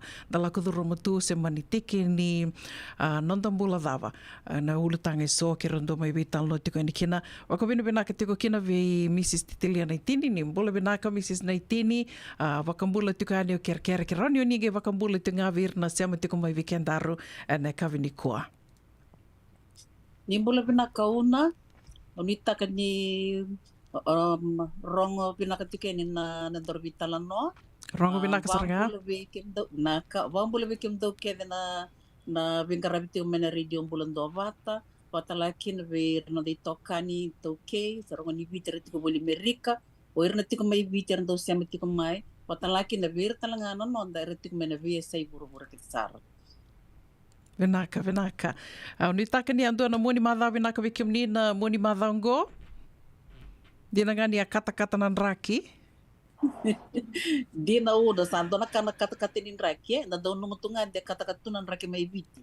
Yoni ke ni satara to na dio sanga bulu donan raw na degrees na dona singa. Santana vangara sarando na vonua bomba tambatato kami to kina na lomani singa ya Dina. Dina sabe na kasavia dangina bina katalamena sani korongo i novato e Marin County ono vai tiku ni kina. Vinaka. Arongo da tunga ni na wulango e tukuni ni wula kata-kata ndua e senge wakilai na nonda bura-bura. The history of mankind go e sambal ndua na wula e sa kata-kata ndua Waka ritaka tiko ya waka awatal no taka tiko ani nungu tiko wuna na porokarame na kawini kua ni kia wakanda waka titinga taka tiko na global warming se na climate change o ke la ndua tani talambeka na bura-bura da tiko kinai. Boleta ni da reida tiko na kai ave tiko sa wakandina taka tiko ngani sa visau tiko mai na ndua na kandina ngondo na kamenda na yanra tiko kinai na climate change then na global warming and the wakila tiko ngo. Yeah, ndoro sato ki sarmadeani na nondarulu tanga na kawini kua ini bero ya. Au taramande ndua mbeka na kauni vewa siama ina nondarulu tanga ndoro vewa si tiko kina na madha sauti de so mbeka rabi tartarayani. Yo pinaka uno siyang meniri bakaray da sar na deso ebi tartar tiko mai yo reda nga ni sa liu sa kilati ko ni daw tiko non daru program na kavini ko era ba ni binaka tiko mai yo kenman bala ni hulutanga binaka mentana vital no tiko na vi hulutanga ko daru vital no tiki ni tarati ko non dambula mga matubu vale sengal weekend to nga Amerika na vivo no kena nga da tiko kina Baka bimbi weekend na ito ke sona na ulutang daro vital no kina ulutang ay seng ni do vital no taki Dina. Ya me bakan daro sa tukunit ko sa alim na bisaw sa ating menggur bura-bura bisaw mananganin raki na bisaw ni tobo ke na nonda dito baka na nonda bula na bisinga estado don talamen na yan rabot ko na we matanggali raki ni bula and then nandu ila ko duro mati ko na wirna okenta baka matubo bali wat kirn luventa sir na dito kan Dina, venaka wakalewa misis titilia na itini o ya ni ro vital no tiko nga na kawini ko ni ro ulutang kirona numa go ni au waka sama takalistali na madha sauti ni ro me vital no tiko na madha sauti e avola mai do baka dava na domestic violence kerau ni ro vital no manda kinai ya na buna kero sana numa ni ko me kero sana vital no sarbandeani kero taraya ni na ulutanga ka sarong le butali tunga ya dina ngani bunga na ngona ro ni kai bunga ngona bunga na matu wale senga ni dando vital no takatuna na ulutanga ngo na domestic violence sa dando rongo da tumbeka nga o kila ni bunga bekenda ni rongo da na domestic violence sa tunga na nonda bakasama matembeka ni kai la komai o ya non rubi wala baka bi utini sena vi wala beka baka bi utini round new kai yeah kero mai o bakambota ni o Mrs. na itini talangasa na baka dora tiko mai son na baka gangara na baka diuta tiko baka mai son na itukutuku membaleta tiko na ulutanga rambai levu senga walenga ni inda tuku na ninda rongoda na domestic violence e senga walenga ni tuku ni vivala baka viwatini rambai levu sara nungo sana nge kere Mrs. na itini men rani na baka matata takmanda ni weekenda se dava saramanda na domestic violence. Iya, na ulutang agora domestic violence, baka bilman nakateknik na may vital no taka, dili daru tingo Amerika una, na ulutang anggo, ulutang talaga do vital no teknik baka levo, na lumanimbay ni tamban ni maram may viti, domestic violence. Kaya bale, senga ni tobo wo, weekend na sa may Amerika, ado tiko may viti, ado tiko Amerika, ado tiko na vivo no kita sara, Kasta doon men David talnota kambala tiniraniado kina na lenga ren ko ten kina no na bula indua na tamata tambayan ituranga se marama ke maka enda senga ni bulida menda vital no taka. Ia na domestic violence mo na bita mata baka viti na ken ba madal go indo na itobo e baka darurei de tiko mai una na dor vital no tiko mai na mada sa ti manda dor vital no tiko na insecurities e so na itobo e baka dor so bara tembe kan ni ranuing gawa e ranuing gawa se rasindrom baka ni ravaka tulo abinaka na baka dor tukin so na itobo meken erin tukun beka mango e dona itobo e da kaba tiko endua wa endua tale rovio kanye pai tu tikni domestic que não vale a tiko lo mani vale e rovio kani e rovio tini se rovio beni se rovio tau se al tal tinga lo mani vale na domestic violence mudanga endua na kena kasarngo na no do mokula ke sono ngone e na lo mani bani dunro weekend na tumbu so nir sa dunro toranga vi moku sa sengani ko beka ya ko na itobo ko tuniti ko e buli di so na itobo da e buli di na itobo naka e buli di na itobo da ko ya en mai no na itobo tu en dona muane sen don tangani sen dona ele yo kono domestic violence na itobo e da e tobo e buli di e tobo e roni viso taki we can unlearn bad behavior yo ko beka mura baka da takana non dona itobo da e da kabo tipo endua vendo tale robi wakani robi tini beka se robi lubeni se robi tau se dom tanga lo mani vale da kabo tale tipo vendo no lo mani bai ni wakani bai dona mata bu vale se dona to se dona community yang beka domestic violence gana kena motoman tale na ito bongo quando robi talo sezione insecurities insecurity it's a power and control issue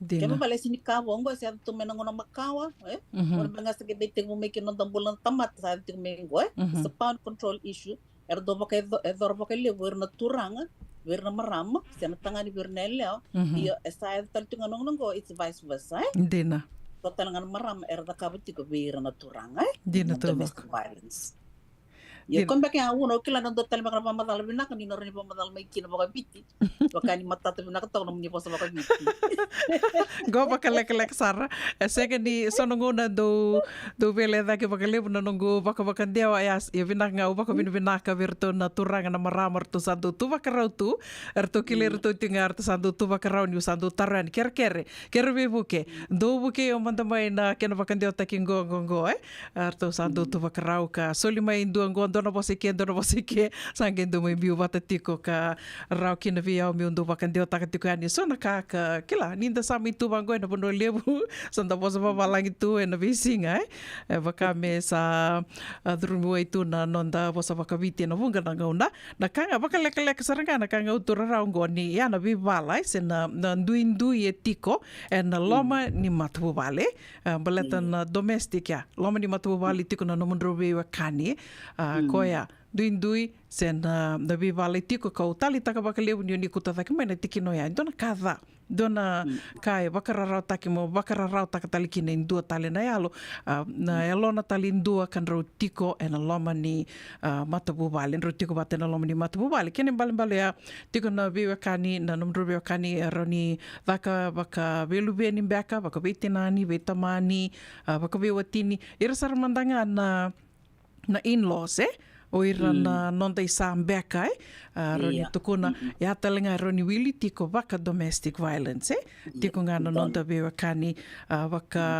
baka matabu vale ka lebu sartu me baka tukuni tiko ni rambai lebu na ulutanga ngo na domestic violence tiko na kena bala ka rawa ni ndakai ni domestic violence physical baka yang usaranga na vi romba mbeka na vi moku sange indo talanga na kai tiko na verbal so do na numa ni senga so tini dha ke baka mi bosa tumbeka dona bosa ndo baka sabataka ni mtutuku nitu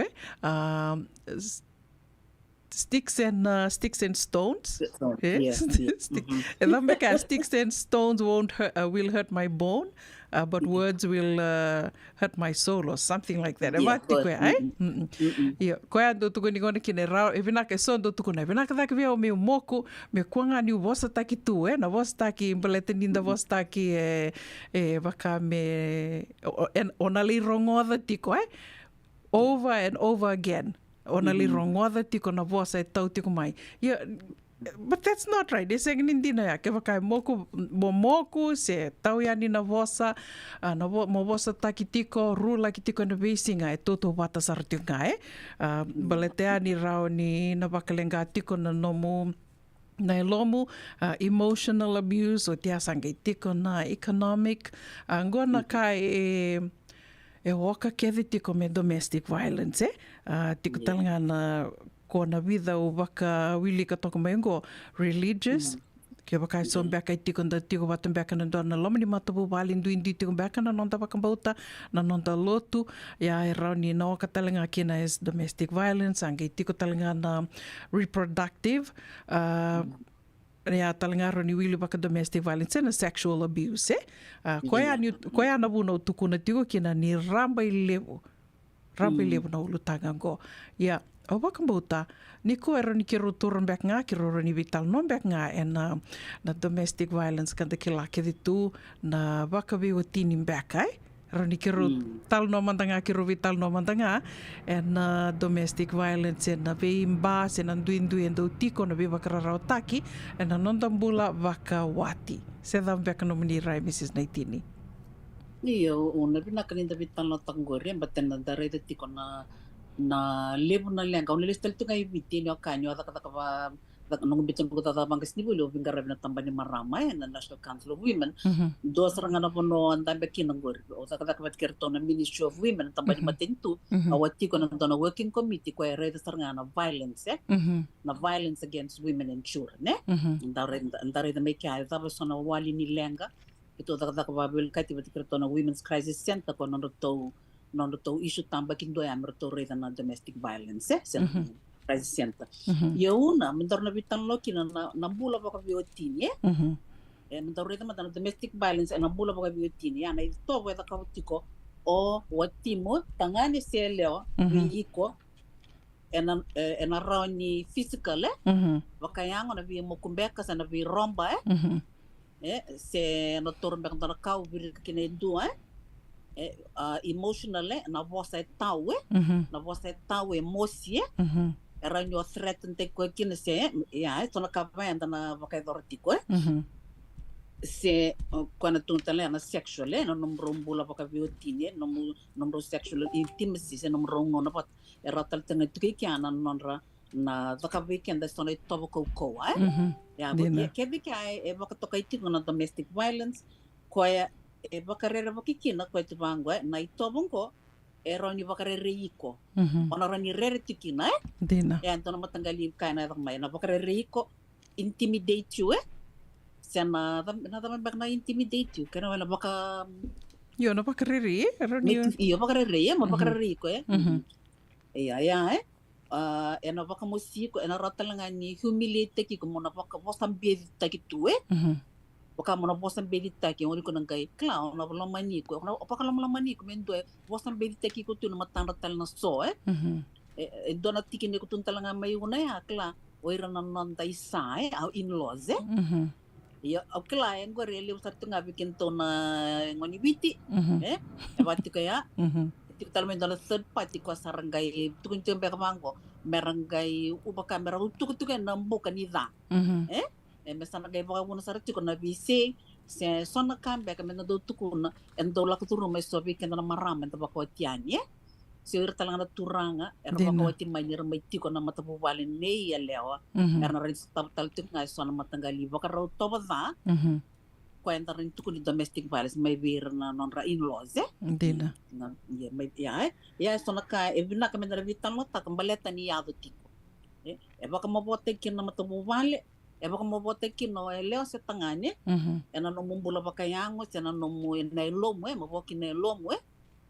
e baka rere baki sar na ngona sar na e tunti wango na matanggali na kisi bango se na domestic violence se na itovo ko koe ba ke doriti kono lo mani vale e na doni me na vital no taka but me na kako ni ado na doni stage koe e sana rani ba mate sar kine ndua e la mai na mate e na ngone ni dunru Dina. na ngone ni dunru era ni the cover o koe na perpetrator koe bi mo kutingo na rani vamo bota kino na mbulendo ngai ngone me sa todo ko tal me no bakasam sa bera sa ya na lenga ko san do bibi ngone kina me ndo vital no taka sona bakaro bango ya de tiko na Dina.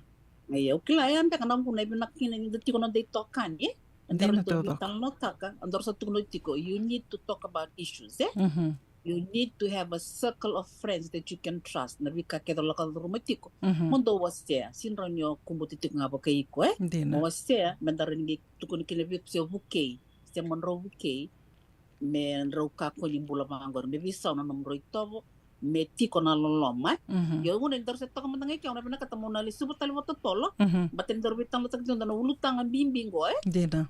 do baka muna kina kasur ni matabu vale Ona bina katamo listal klawat kuno tiko na vida na mata sawti.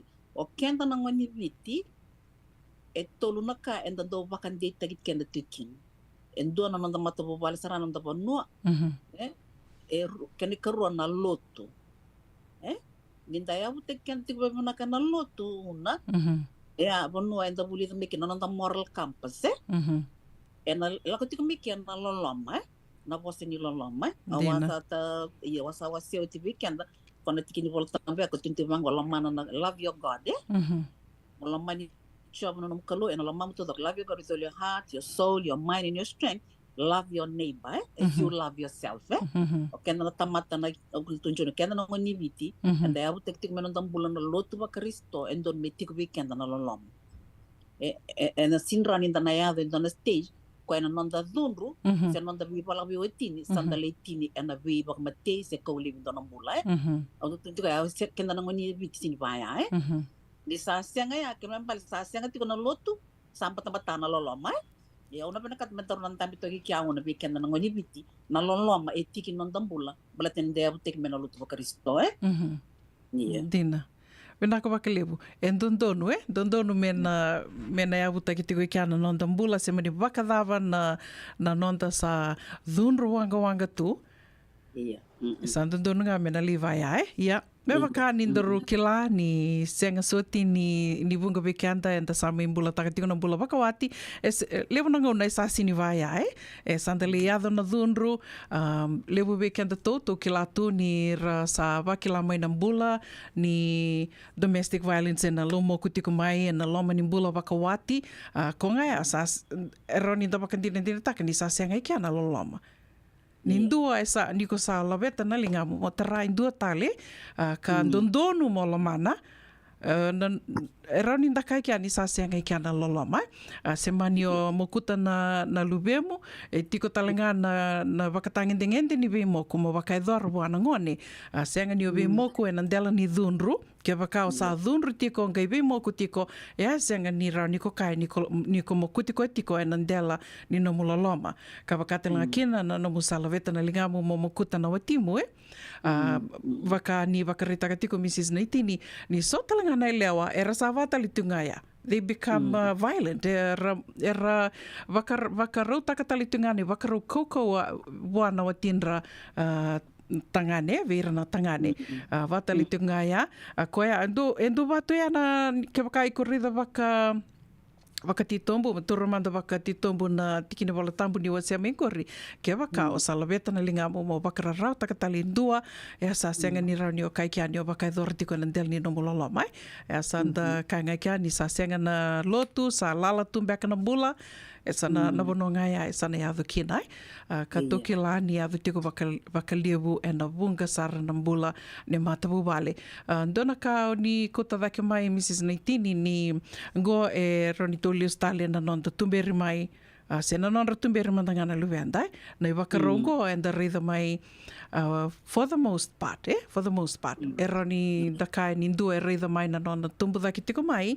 ka rau boa me laki vakaidore na ngone sa bula taka kina na nonda bula vakawati o tiasar li vakalubeni rau talanga bir na ngone talanga na ngone na saraba tiko na mbula rombula tiko kino na kita kana rau talanga bir ni lako ya ni saratumbu dake laki wakamatu bobale ruana karo ni lore kia endua na rau ni na bula takatalanga na bula batanga era saraba mai bina kita endua tale na sana so na rau ni na live sauna na wakasama me wakanduru asatarai na vida na mada sauti ni rau ni na vango eu senga ni na via vaya au na lomana na watingu karatelanga ni na lewe sau kina. Dona tiki na bimbio ni kuta vake maiani dondonu menda na dove tala no taka me tiko na nonda circle of friends me rauni na wasia tiko kina na nonda na bekai da la kuduruma. Tiko na kena binaka, tiko talanga na kena dha. Au wakambauta ni sanangi wakatau ikia na matangali tokani o wakai tokani tiki ko kena. Baleta ni so ni ndali wasia ya ni na nonda lenga. Ia rasenga ni maroro ya na nonda lenga. Mera maroro ikianda sarangi lako ya na bonua laki wakatumbu ritali na dha, Rinda kaili wakatumbu taki tali ngai laki me wako wasa taka, me li wako wasa, li ada tali. Salarli vika siti tali. Vika siti tali, yo. Sala ka talo teki vava, it becomes a negative discussion. Yeah. Kono bonoya enda riba bitak talanga kina, kasambimbi kina, menda na garona na nondi tokani, your circle of friends, ni rauninda na vi maroro itiko. Ya ando na kambimbi ko wakambauta, ke wakai tikundi na talanga na loloma, vi kenda to wakai tokani, nindu e me wasiendo na ka, wasiendo no na lenga, e na rara vi kenda to me tona vi maroro itiko, tona vi masulaki tiko, me rani kakua ni liado kina na lengo ya. Do talangana ka ni ko tawake mai Mrs. Neitinika wa rida talitungana nongo sangami wakawilika na bekai so membaleta na domestic violence o ya na sexual abuse. Endo na kango au kila ni tikon beka na waka na nanu ni enro sa dhomba na mama ni waka mau ni o tangane can have sex whenever he wants. Dangona nga vina kata mai kina na watina, e saitavi ni watina mena suliko ai ani wakarao whenever and wherever and however. Ya talanga indona ka o bambuta ni rani ni tokai talanga ni domestic violence baleta ni ke wakanda sange mai bulida levuna ka da sa bulida tiko da sa kilati ko senga. O iko talanga na lea wakawati, marama wakawati, e tiko talanga na no mundondonu mo kai na senga. Dono vinaka una ulutanga vinaka ngori mendaru vital no talanga kina sengi ulutanga rao o tuna tiko na loloma o kenta ke na marama utune na marama wakawati ondo redi to bango kala kenda waka bimbi we kenda mandana wakawati enda gai zaka ondo tuna bango kenda do double load we have a double load as compared to husbands minda bingaravi ani nona valila kada kandala katale ni vale andale da kaptal na bingaravi vale otia sangai tuntung mingor na sexual abuse me ado na la manra na ngona ngara pena katekina and the sawodo to mina marama na bingaravi mer sangai vatu ya na non rai tobor na watinda weekenda e vina kam ni bola wakawati una dina na loloma ike varete tuke ako tuntunga it's a power and control issue dina menda bango they continue to overpower ko kabongo na ngona ngavina katekine yo ni kenda na vilo manitiko kenda na vilo manitiko na nonde tavi sena kana buzinda non matabu bal non da vilo manitiko ba viotin mona to pewasia tal ngai ke una kila au na beir na bakawatir bakalubeni o tia sa mai kau koso na mbula na itineni ngone dina paleta ngone na so na mbula mangor na domestic violence erando waka rarawataki kera sini moku na itobungor na sexual abuse era sini waka samtakati ko na impact ado beir na ngone ya liotina o dina bingaravi o ike ngona ko dutuntungan kina sanangai toso tiko ena tete tipo na itobo da sana sini tiko na linga ni be susu ernangon ngor na be kole kitu auren di pandin ta kay limu na matabu balar ba er kasura sana gay be rekitur na lubian kol te kike rasile lo mani me kera kawi ke sa tek bu ba ma bu tek sar te ngai kana non rambula o ir non tangon kaya be kyan tangon na bikim ni na turu ken ngon ni warong tiko na bula bakawati esengeni bula rara o beto butang na matabu bale we kyan dan da butake na bula ba Kristo bokilati ke to ibitek na matabu bale na ka ena loloma ke baka ona no matiko mo be mo kutiko se warro tikitene ni ngone tiko iyo on kay saramo nga nang bulong gorber na lubem o iko na ribandin ta ka ken na kay sarabo tiko dena we yo matanga aurin tungni tiko na libu na ngone sono ne rongo na ni bula bakawati ona kero sa tabu tiko na ngone ni bula bora ya na ngone bula ni bile tala davi lo rei berna luvenda e dona luvengo se rue bati ko mbra ta mo ngone ko atumba te kitu mere te ko na bora ne rom bula ba biotin bula ba ne be malo ba biotin ya ko ya una ker tiko na vamos tiko ni weekend na ngoni to ke la me da bisu ta kana dai to ni be malo ba biotin we kim ni talanga na dorbo ke ngoni leo awat ko na mada sa class andon tiki non dambulin na bangara non dai sa begin to look for a partner Kaya kaya sora vitau tal tinga domestic violence una tal tinga virna vitau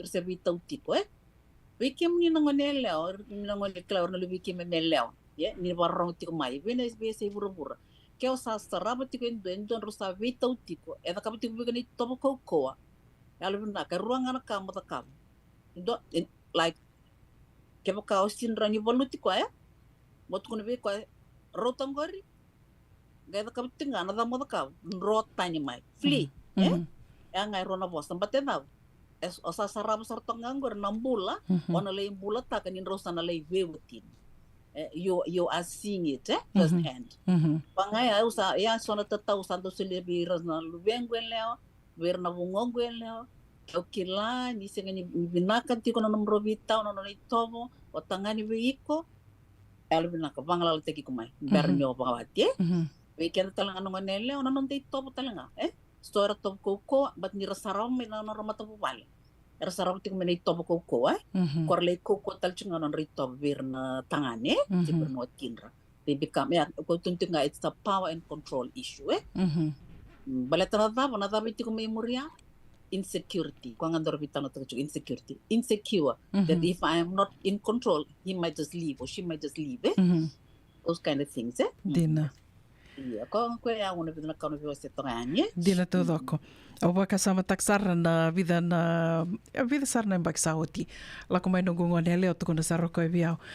Ma o sarri de tiko go e mai tal no tako ko endu me robi tata dini tiko to no ko sarri de tiko no ni tau o sang ni do talita kana no ndo bosa vi ko sandu bosa da te ko ya ro se vi to ti ngai to no ko sandu bosa da te ko ya kundu bosa ba ko vi ko ya o sandu tu ko ni tiko ko iko me kuni bateri ko me bosa ba ngor vi ko yengo na nongo ngone lewa tumbu da mai na bula borbora sarava sartonga ko na borbora la ko duru tu sangai o sandu ge bos tinga vi koa mo ka koni o vakatara indua me na bosa vango veiko you don't deserve that sange langona mai sange metal no ta ko already kai ko bos tiko ba ko bosa da tiko sange tu ni tibi ko iko sini dondo mo batari ko me bos tiko bangori monro saranga mo kuni tu no ko you should just break up with him vatu ya not worth it not worth it o sange tu no ya O ni kalonga tada ke wakao ni sasarava tiko na mbula ya o ni se veitau tiko Kila mbuleta ni levo na ngauna e da do reda na ngona ni veitala noa ngona ni da sengei vendo moni tiko na kami da kede ni mbula na kila waka me totoka tu na roka ni mbula e dando sarava e na ngona ni veitala noa ko e ondo kai kina ke waka ndro se veitau tiko ndro senge veital no tiko sa reida tiko ni sa tau tiko mai bakadana vosa to kuko tiko no vosa de sombe kana ngono sa luromba ngono ya mo roni ko kai kina ni o kalunga to bakalewo sember ni dhamba na mama o sa sarava na mbula ya ke na ngono totolo ndu ke waka ker kambimbi ni rova ko mamasu e na kavinikua Monro sarava kayawa. Baleta, it's not going to change nangona sana dhamba kina na mama. tiko saranga o na kamen me rakila tal tiko ngana na wekanda dorbo ngone le arbarang tiko mai serum da sarbawa tiko nira sarbawa tiko na itobongo ke saya do tiko vira tiko tiko bango na ngo endo na cycle na itobongo itobuli it's a cycle. There's a domestic, it's called a domestic violence cycle do tiko vai na tension building sana tiko undona kai sana dunru baka mai sana kai tumbo teka tong meno na dunru sa tiko he gets angry maybe na tau sana watina sana tiko bulak baka na bos da sana lak na bi ramba so sar do moku sara cara moku laki cara mabo yo sarnga ya ni rata kabo tina itome ya da baka baka lak mai bi ren dona do tuni bangko na honeymoon face Gori. Oke, da kamu tiko na itomo go sana ngai baka oke feel so remorse sangai la ko kana nona na sangai la kami kana nona alam baka ni sangai lo lama sana ngai baka sana tang na kai da kaba sana ngai bela ko bi ko meli kerbi bustoti yo ke saya tiko bi ko bakando baka ro sa ker sana ngone le mantangane ke mantangane kilano mita watingo bangala la tiki ko me batang ko sarai na no tiki enan le no mu tiki ni bulati ko no mu bula baka wati ko tulitiko era nagayro ni bisonga ke baka era lay tumberi they need to go through counseling merarani lako libi mai and itobo daya ko tunitiko na itobo bulivi they can unlearn na itobo daya ko ya ko tuntingo ni kine barbet ngono kondare dong ko ali rida kis ko angya dalangan ko Santa Rosa bosot sanda na bitan lotta kambate na kis ko angya dalangan ko na bitan mata sauti ko tike sarga weekend na rere tamaya tiko bol ketikan sona bakarowango sana enaroni tiki ni bulan ni dona tamata but it goes through a cycle ko ngaya sana kere sarnga mo bangalal teki ko batatol member niya din dona mavo sendo matesar baleta o kenta ron daru sindo ni bisu tang na bulan dan tamata o koya kona perpetrate so ko bati kono nambula mena ela ko mai bi ko na pakana I need to change o ya mo vi sao de sarawaya esa nagai rawa nonton litiko babiokan minta belo manitiko Benaka. Ndo talangan kau wakasamataka ni ke waka ndo sa watu mai a itiko sona kai roni da kabo ke anda menda visa utaka kina se menda buke kina me kakua ni manile ya do basara na wakatangi ndengende o ya na lenga etiko ndo na kai ke waka sa kilanga o ya wendua ka o wakawati mai na ndo endo mateni mateni sala ko lak tinga ngono sa kilao ya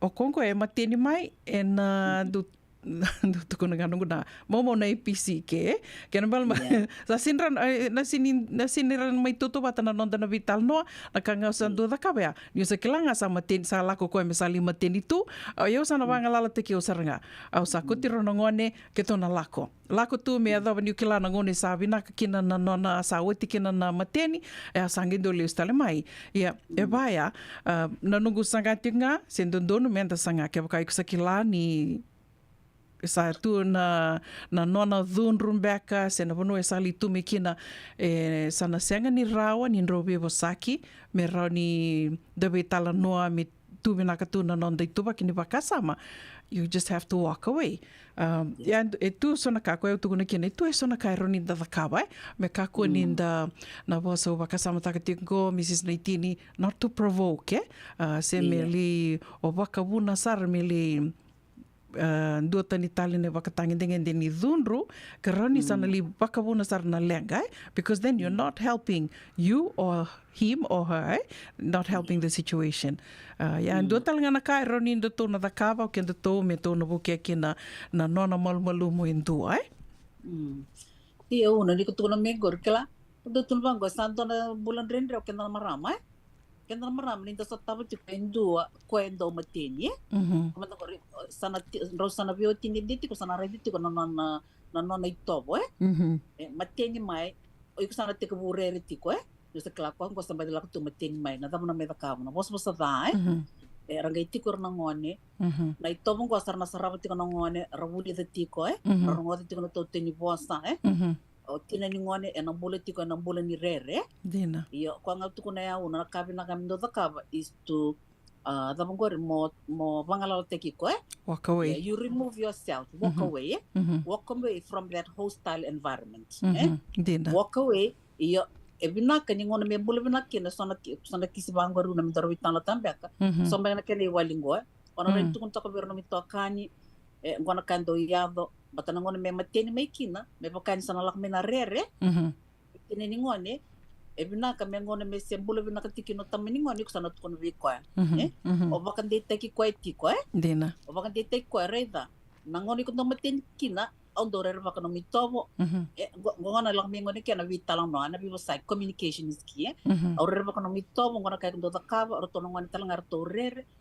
O sana kilanga nangoni ko no mateni kini ko lang me bal kito na sinkipo. Kito na bangalal tikito me do mani ko sa awti no mateni kito ngalistal mai dona mo wasia manda bakalila I uno na tamikito talanga turang do mateni kini kila na tamikito Iya kila na na o ba na kata kito tu kuna rono no gitumbu ro ke o bakali na ngumbula bakawati dona pos na kito kuna bi tamango game butu kuna bi tamikito tu na bi tamango na bi wasia bi ke muni go dona o tren tu salak sango le tamang is going to be with the Lord yo do onge do bonga tu bi so na pos do to Ito na bangko ko yung narisin mo ito ko na pinito ta. Ito na bangko bi ko. Kala so nang unay ko nalakan bangko ibale. I won't be there. Ayaw na sinti ko. Kala I will walk away. It doesn't mean that I'm walking away for good. Aw na list talamay. Mulat na daba. I need that space. Kondor tin ba klamo baka tiki ko Kondor kun tingo kendor na bibuke na nang bulan na watindaru. Maybe sawe. Dina. But to Bolivia, he has to unlearn that bad behavior. Mena buke maybe saw. So nangon ba nangon non dabitan no. Ben dabitan no tang na sana kaya nga bango Right aw nangon ko na domatenikin aw na lakoy vale bero nung gase nagsambol bin nakakin on gelistal mo. Sen tung tika nyo lakay aw saan rosa lakabakan duwa.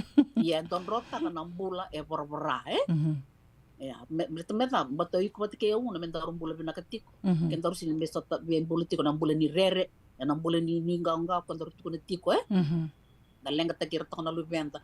Ampe ka ndo na iwali, daru inda kava. Men do be busek batike ira, ningona era senga tikong bang ni mateni se ngona binakan rodo esana klati ko ngona binakan ro rando vital no kinai. Men do ko na bondo ni rere, ngoni ko kabikina ko this is how I feel do o ker kelam ko do bangalal teke o bote urere baka nang tangal bola bangore ya sarna kay sarabatok mai se stona non rito kan turanga pero rani bukir tal nga mera lakten me nang bulay ay no dorbi sektal ngango ne ko tuna me palelay kla so nang une baka san do urere lay wasya na bikandala ko batan sa sinpambo tiro kon dali o sekin ay Dina ninangan reveni men do okay ya ngon la esa tu na tal tinga ka it's a call where na tigo na itutu ni belu taki Kalau may nimpay ni lotu ni dalaka yan they can listen to us o ira talanga mera tiko bir na kilay na kilay ni go na lak mawir na ngulo ni babako so go talanga na leng erta mata talanga tabyani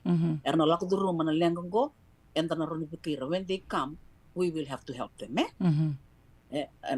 bimbing mo na kinanida tiko na tutu ni bilu text positions of influence mena vinakatuna non tatovo ni Winkaravi dan rin within committee ko win duel tukituk menum katumba kere wibuke mono rin buke sio o barita ko na ponu meron lako kina meron buke Dina kaya una bimbi ni otiko don tutu ni belutaki Tēnā tau wako. Wenaka wakalevu, Mrs. Titiliana Itini, ke rowe tal no tuka ni na ulutanga ni domestic violence, sena kena ndau iawe tuku beka na vivala, sena I wala kokoa, na ndui ana loma ni matapu wale. Rambai lewu sara na ulutanga ngo, ke rowe tal no tuka ni ngo, na domestic violence na mbula waka wewa tini, ke roa wasi tuku ani ni me te kuna ni rowe tal no, na lewu sara na ulutanga ngo, wakaro ni uka na ulutanga lewu, na domestic violence o tia saranga mi tiko yani na kena tambana lalai ni ko ki rovital no mandanga yani and no the domestic violence na drenre na vivala na duindui and the sotava and non the bula vaka veotini and dona ka o vaka samata mai Mrs. Naitini ni oni wase tiko mai ngori nindo lebu bekenda na marama do lebu and then do etiko na rere tiko na rere ka tiko talanga na mandua e waka da do rere mandanga menda lako da mandua mandanga menda bita na lomani vale menda ngole ani derto na gekila ni to bivala tiko derto na gekila ni ndo mateni na watingo ni ndo lasa itumba na watingo gendo lako mai wakabu mendo mai vi moku tiko se mai wasa koko watiko vi wadu tiko vale sa roti o toka mandanga ngo o sana toka mandanga vago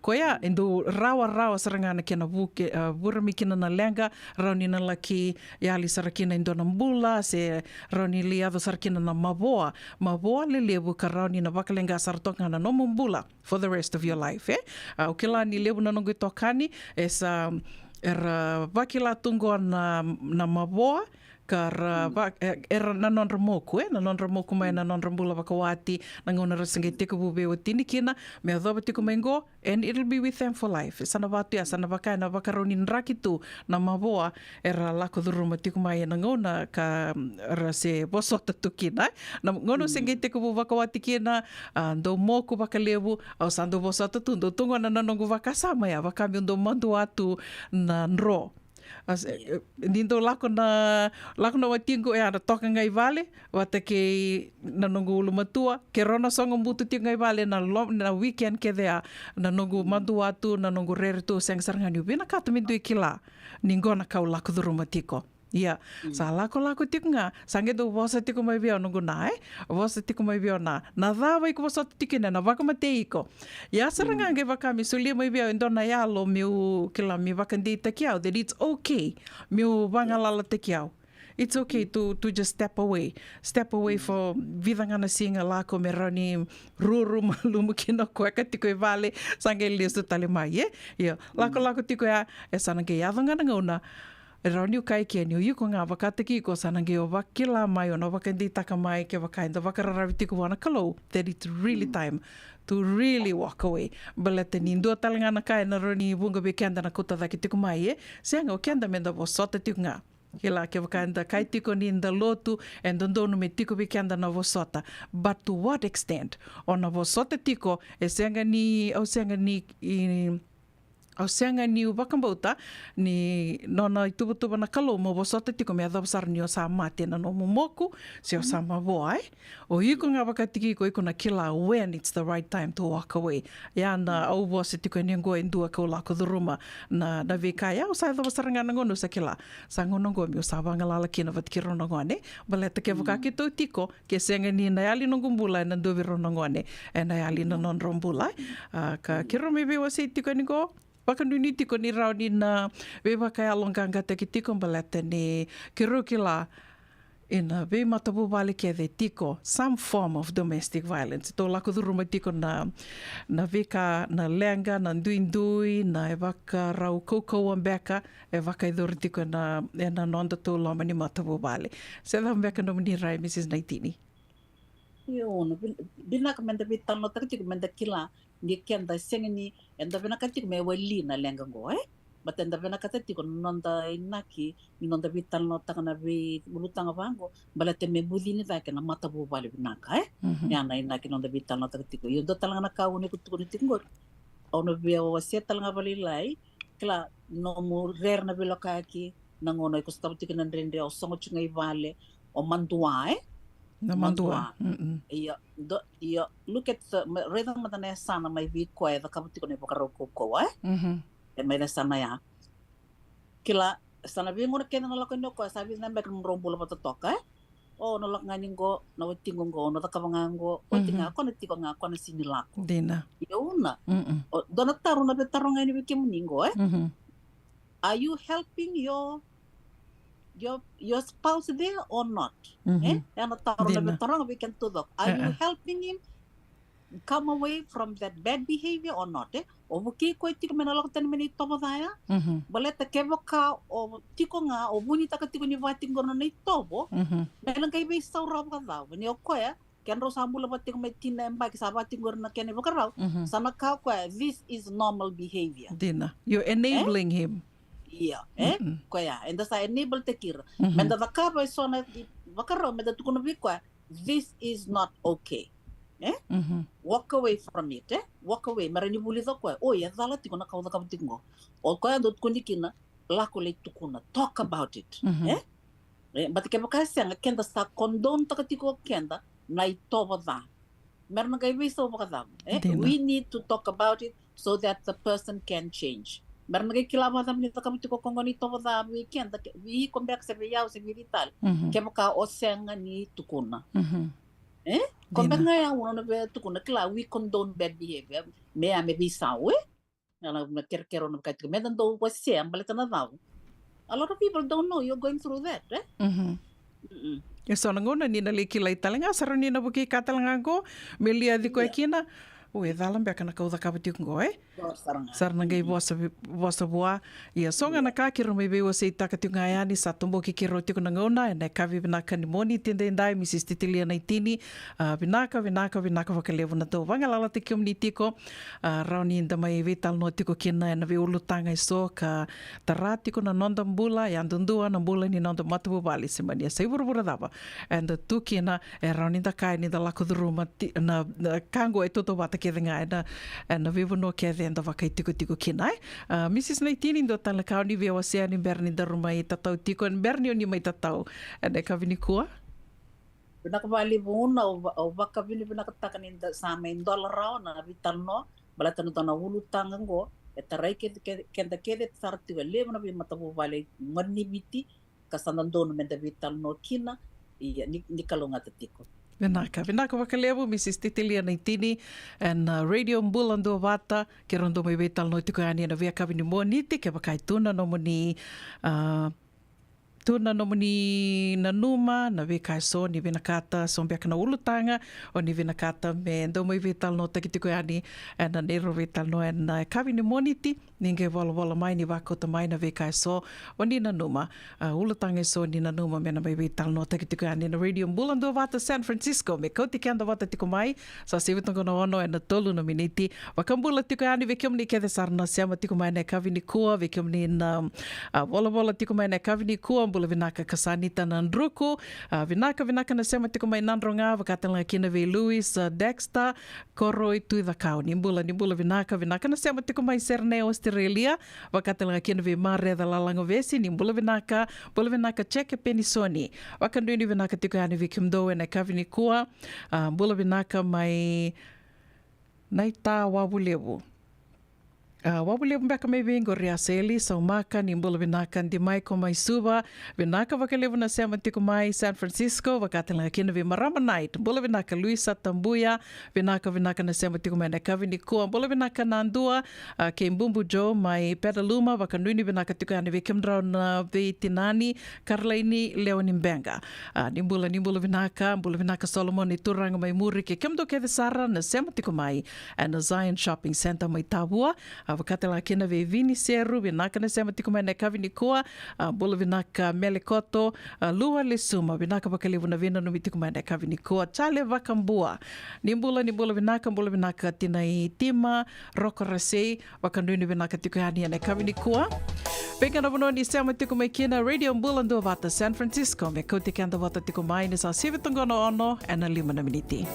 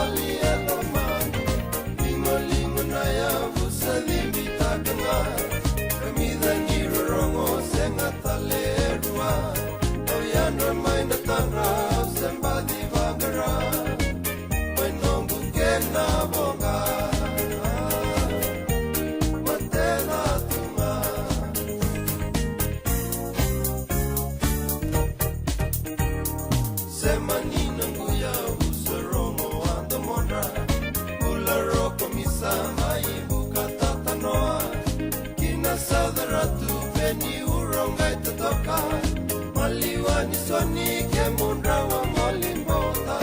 Salu salu sisi ta umbena.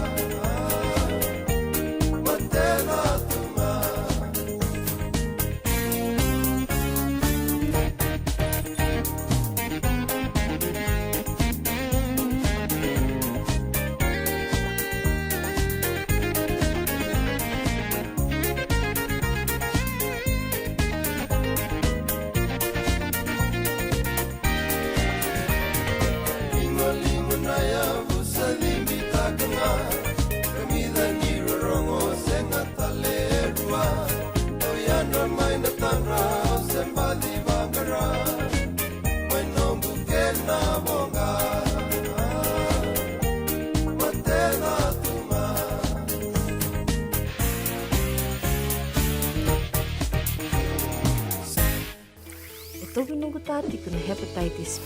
Ya sanga tuni bakilau ko entona ka. Mea dhava ningele itaura na hepatitis B test na madhau sawa. Asama ni lidula ni tataro ni hepatitis B. Karatua sana tangu makikina na netu matu babale mana mati rero bakyo. Esa kambi biki na manile indike bi tator na hepatitis B test. Ritartar mai kina taliboni 527 ono bitu ba 5 tulu sesikovana www.sfhetbfree.org na kena itukutuku matalilai.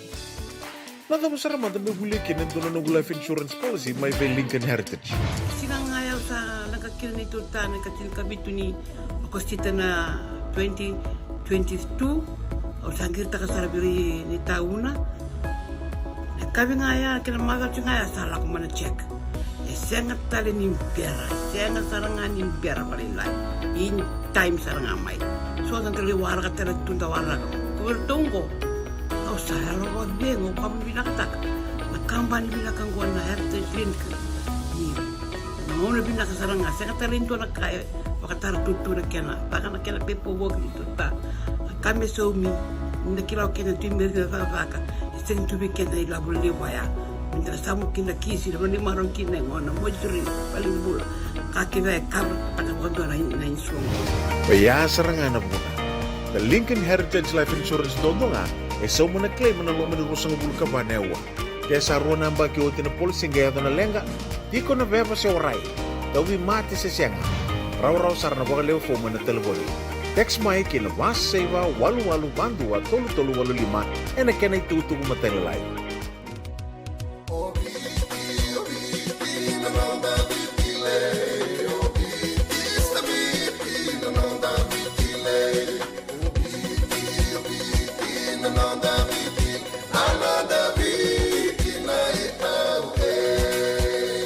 Na nonda biti, ke ngasi ni buli paulange reki. Rongodi ena 5 na kaloko ena ya kabini lotu lebu, vei kemundo e Amerika. Tini karua na kaloko, ena singa lebu ni baka romboka, vei kemundo mai viti. Ena radio mbula tua wata, San Francisco me kauti kenda watama. Ongo na radio mula tua wata San Francisco, me kauti kenda watamai.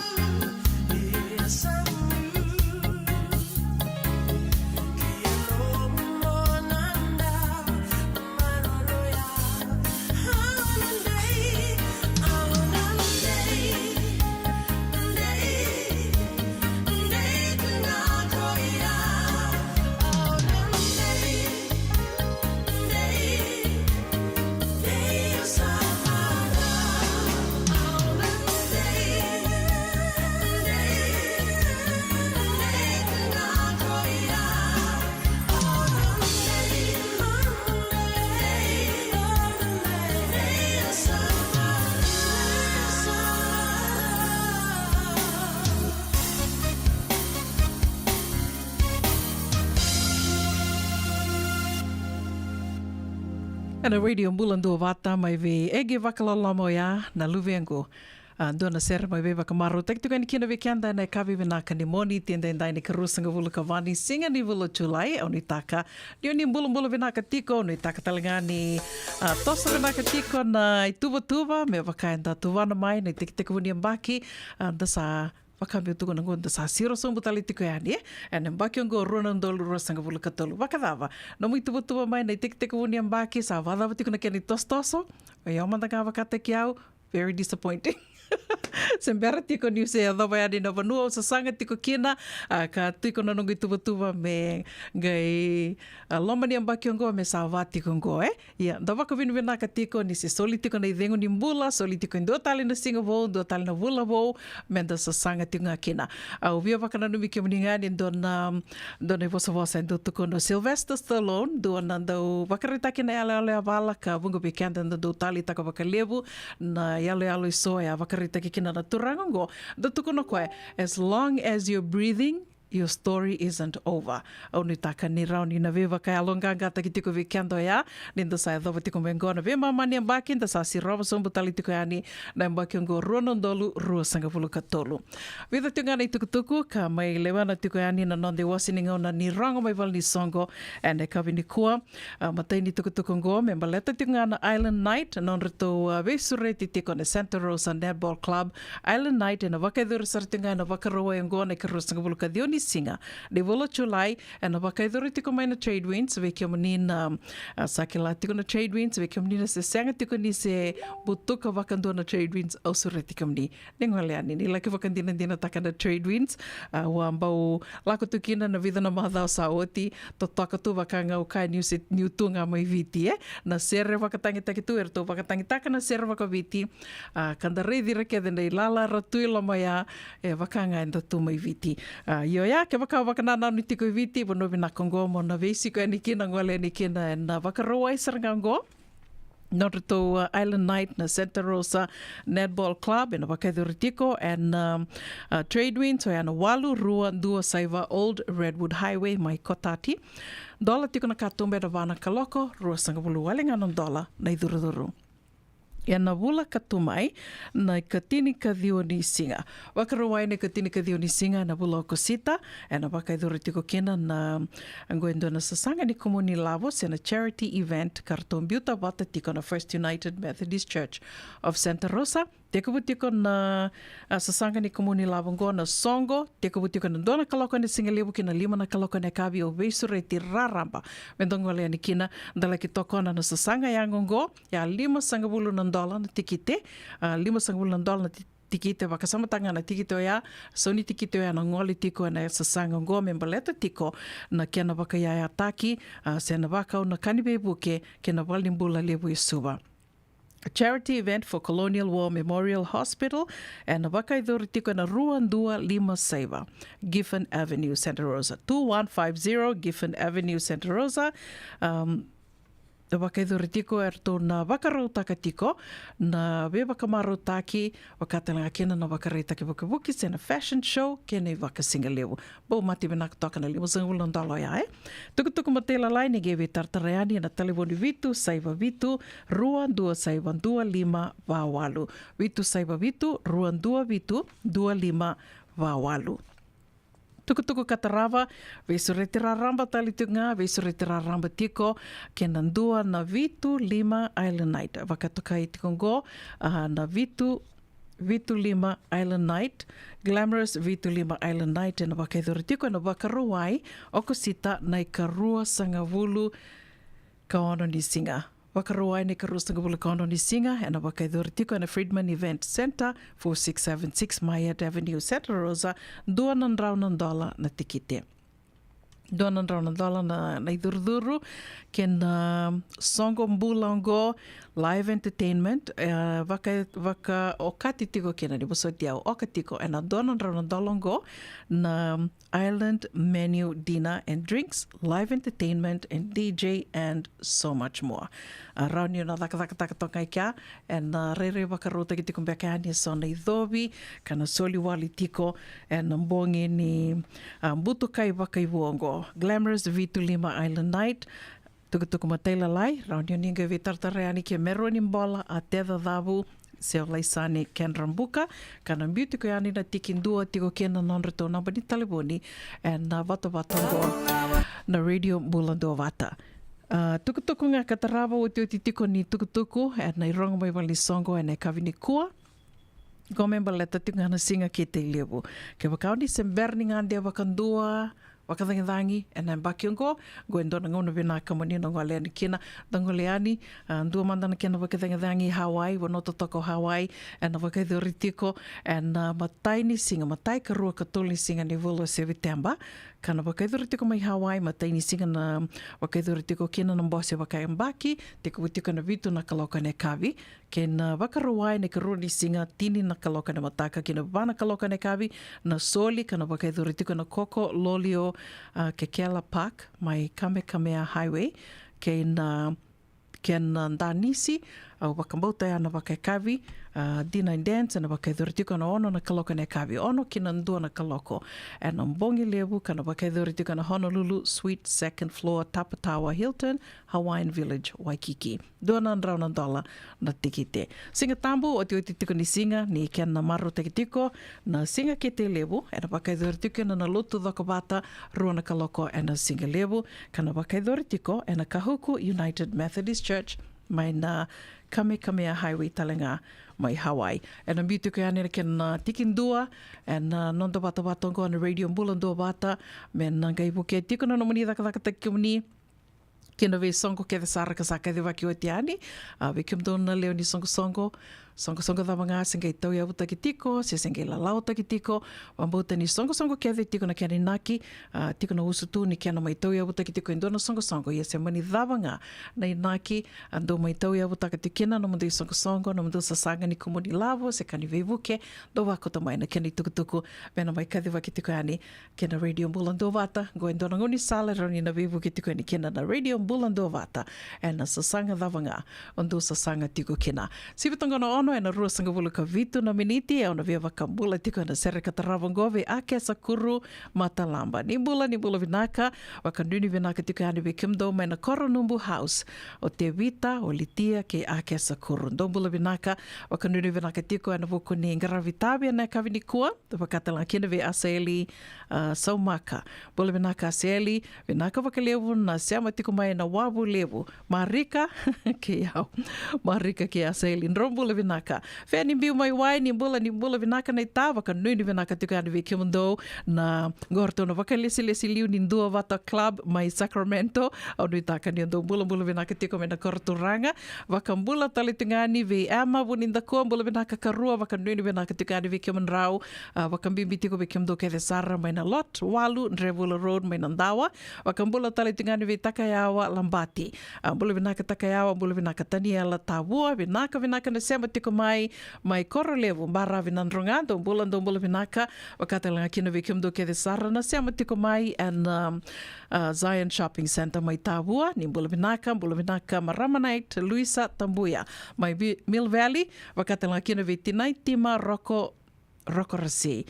Vinaka na sema tiko mai na kavini kua, Chale Vakambua, vinaka na sema tiko mai Lua Lisuma, wakatala kina vi Mbele Koto ke Vini Seru, wakambula tiko ane vi kimdo ke the Sara, and kavi vinaka ni moni tiendendai onu taka ni ando bula vinaka tiko, wakatala kina vi Adhura Seru Kasare, ni bula vinaka Adhura, vinaka wakalevu na sema tiko mai na Valili Street, mai na Kasi, vinaka wakalevu, vinaka na vitoko ni tiko mai, ka senga talanga ni andongwila da vitiko kina na sema tiko ngori, mai na Wailea Street, mai Watuanga, ndombula vinaka kimdo talanga mai na Rere, mai na Ndambea, au nui taka ni ndombula vinaka tiko, wakambimbi tiko ve kemanrau na ve watinivo, ve ana seini mbiu, ke nona leo ni vale mai Kinoia.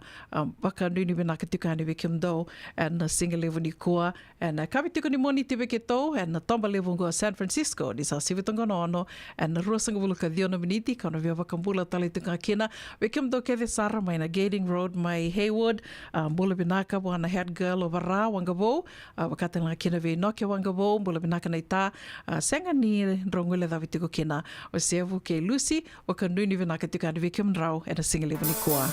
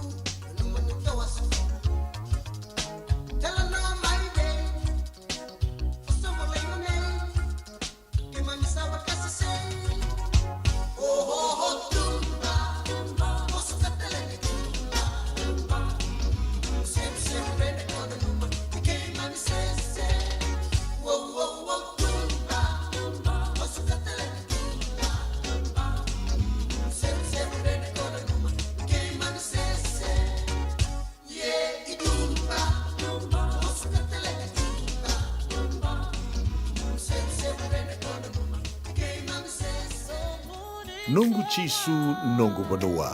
Dorongothi na vima mani ono kina vitu ene kawni bugululu ve kemandawe California. Ve mani rua ene kavi kina tolu ene singalewu ni lotilewu ve kemandawe viti. E warotaka na New Methodist Christian Fellowship USA. Rongothi ene radio mbulando vata San Francisco me kauti kenda vata mai. Yavalata deonangai velata ene radio mbulando vata. Veitalono te kina na vika membaleta na nondombula. Mai wei irana kanandau mai na tambana ni mbula so. Nasi na puni wai. Rongothi na vana kaloka na vei kavini tu city and na veito kone ni Lincoln Heritage Life Insurance. Na kamba ni life insurance kanga niti kanda na kaiviti Amerika.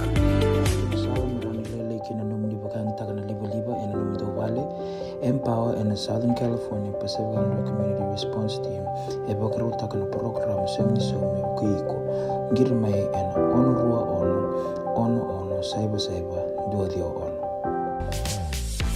Radio Mbulando Vata me kauti kenda vata mai San Francisco ki pura sema mai ngai wose yani.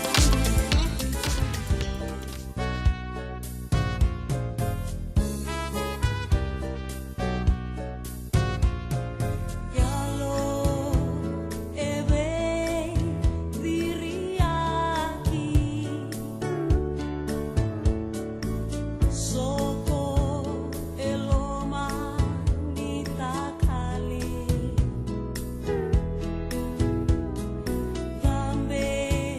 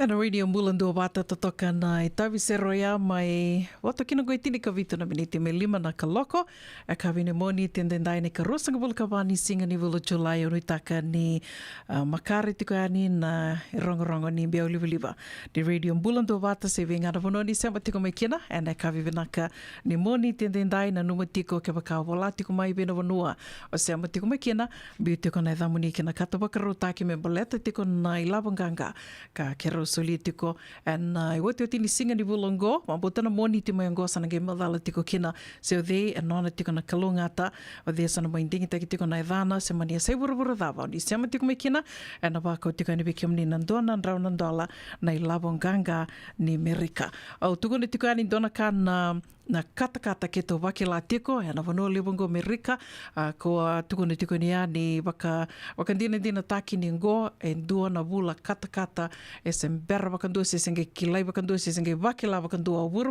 tō dhoko, na wulongo ni wula katakata ndua in the history of mankind. E pātiko e ana kaira wakareitaka tiko mai na kena ndau, ia wike tō Amerika, e lorai ni sibia na tolu sanga wuluka 5 milioni na leoni America under heat alerts with high temperatures expected to linger over the nation for at least another week. Do tal na madao inda na wakila tiko kina na kata liabungo ara wakandina dina takatiko ni lorai ni ongo na wakawuna wakalebu na na wakalenga wakalebu na bisinisi na bisinisi so me wakana bisinisi ni tarvale ka wakatelanga kino iramandanga na balikana so na balikana nda reida ni tiko e tumba so na tebel ni kana se na bono ni kana i tiko talanga i tumba wakandina dina takitiko ni lebu sa senga ni likana i tumba sa senga mandanga ni randolava na bono ni kana i tumba yo ya na wakalenga wakalebu na bisinisi au reditiko na news na mbongi dona vanua ya kadikadi wakitiko makina leki kadikadi wakitiko makina indua nanda wako itukutuku ngai wakaritaki timo kwa ngo ndana numa ni kalani sanraki katakata vango na livu nandambi tumba leki maro takatiko nanraki katakata yo na wakatanga dingin katakata nda wakilatiko na vida na madha ngo se na bula saranga ngo e lala wakandua sega saranga indua ndambi tumba tukuni wakata na ghost town na vanua ya mai Florida ia watiko ya livo na vanua e wakileitiko kina na katakata wakandoma mbula na katakata e wakileitiko na gonongo e wakalenga kina wakalevu na bisinisi ni tarvale so ka wakatanga kina ira na tetei anda kilavi na kana buna e na wakalenga kina ka tukuni tiko ni na kena tarana bisinisi tarai wakalevu na kena tosa na bisinisi e na bulongo e na buku ni katakata e na via toto watasaratunga ke na lenga ya wakilai wakalevu e na bisinisi e na ngauna ni pandemics e na ngauna e lako mekina na COVID-19 watiko ya ka senga ni ka menda na toro tiko waka mamanda the cost to the US economy is about 100 billion annually from the productivity loss alone.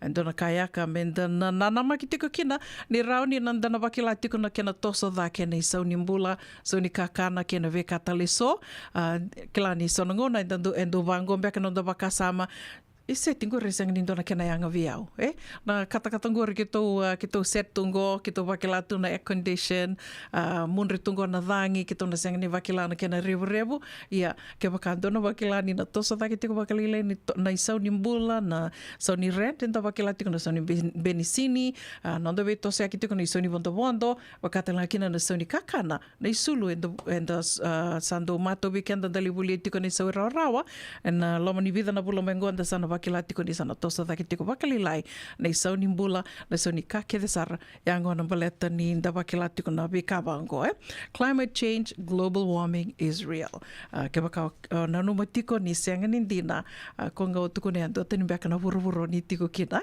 samai votongo e tini ka rua na miniti me vitu na kaloko and a radio mbula ndo vata vinaka wakalivu na sema tiko mai and a nontango na vata na kavi ni moni tindendai na sera katarava au na via wakambula tiko ni kena vikimni ke de sara na venga ravi tiko. E na viva ni venga ravi so, vina vano ni vili niu tiko kina e na kavi ni koa, au wakandui ni vina katiko ane vikiom ni, mataka, senga levu, sembongi levu, nduindi tiko na vano enda sema tiko kina, nduindi tiko na ngauna, na singa, da wakavina vina kani rao ni nda mai sema tiko, e na radio mbulando vata San Francisco, me kauti kanda vata tiko mai ane kavi ni koa, wakambula tiko ane kina vesista, vuki raf, mbula vinaka, mai vingore Sacramento, wakandui ni vina katiko ane vikiom do, wakatala kina vi magi, malai, lesi kimba. Nimbula vinaka magi, mbula vinaka talinga marida, kaloni wanga, vinaka na sema tiko mai ane kavi ni koa, wakandui vinaka tiko ane vikiom do, wakatala kina vi fenim biu mai wai, mbula vinaka maramanaita,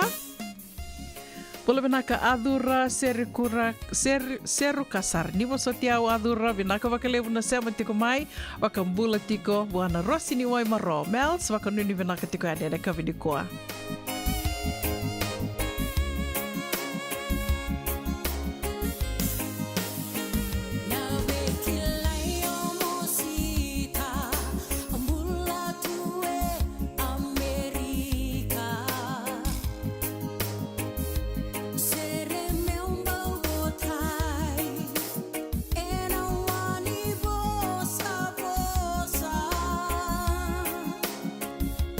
Go on down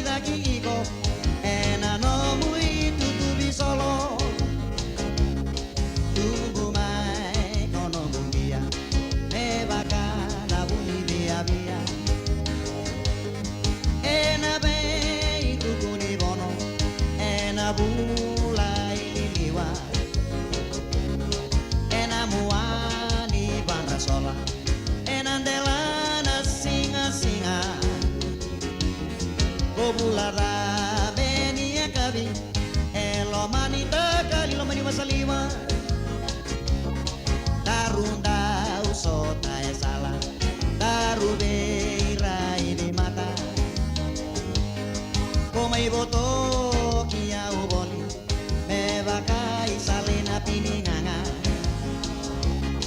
aumbu tu sebatakina nanongu ngauni sala me vakai salena osemasi esengai le sumaina si viara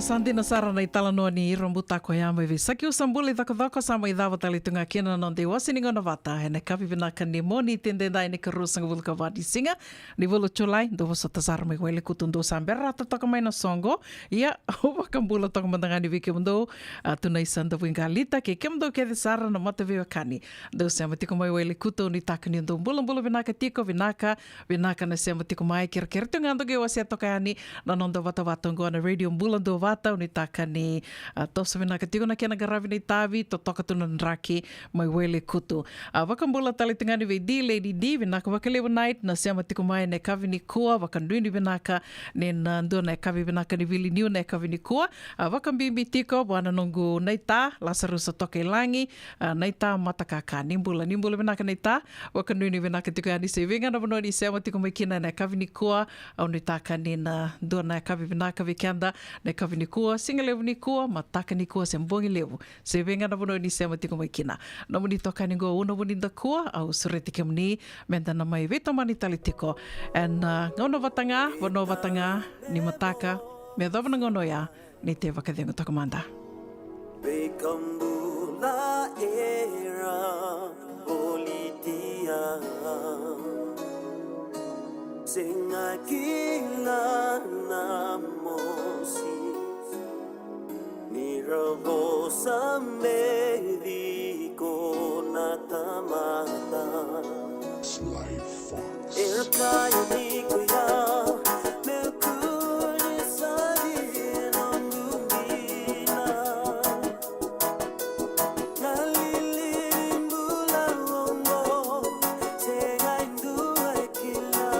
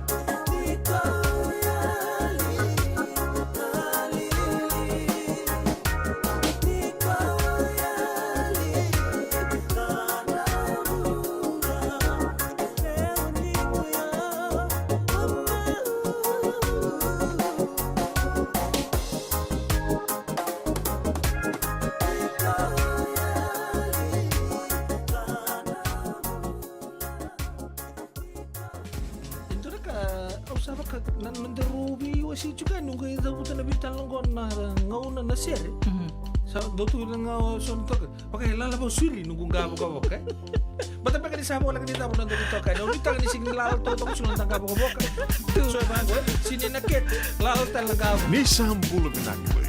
Sema mai ka wasea ni na radio bulo do mata San Fran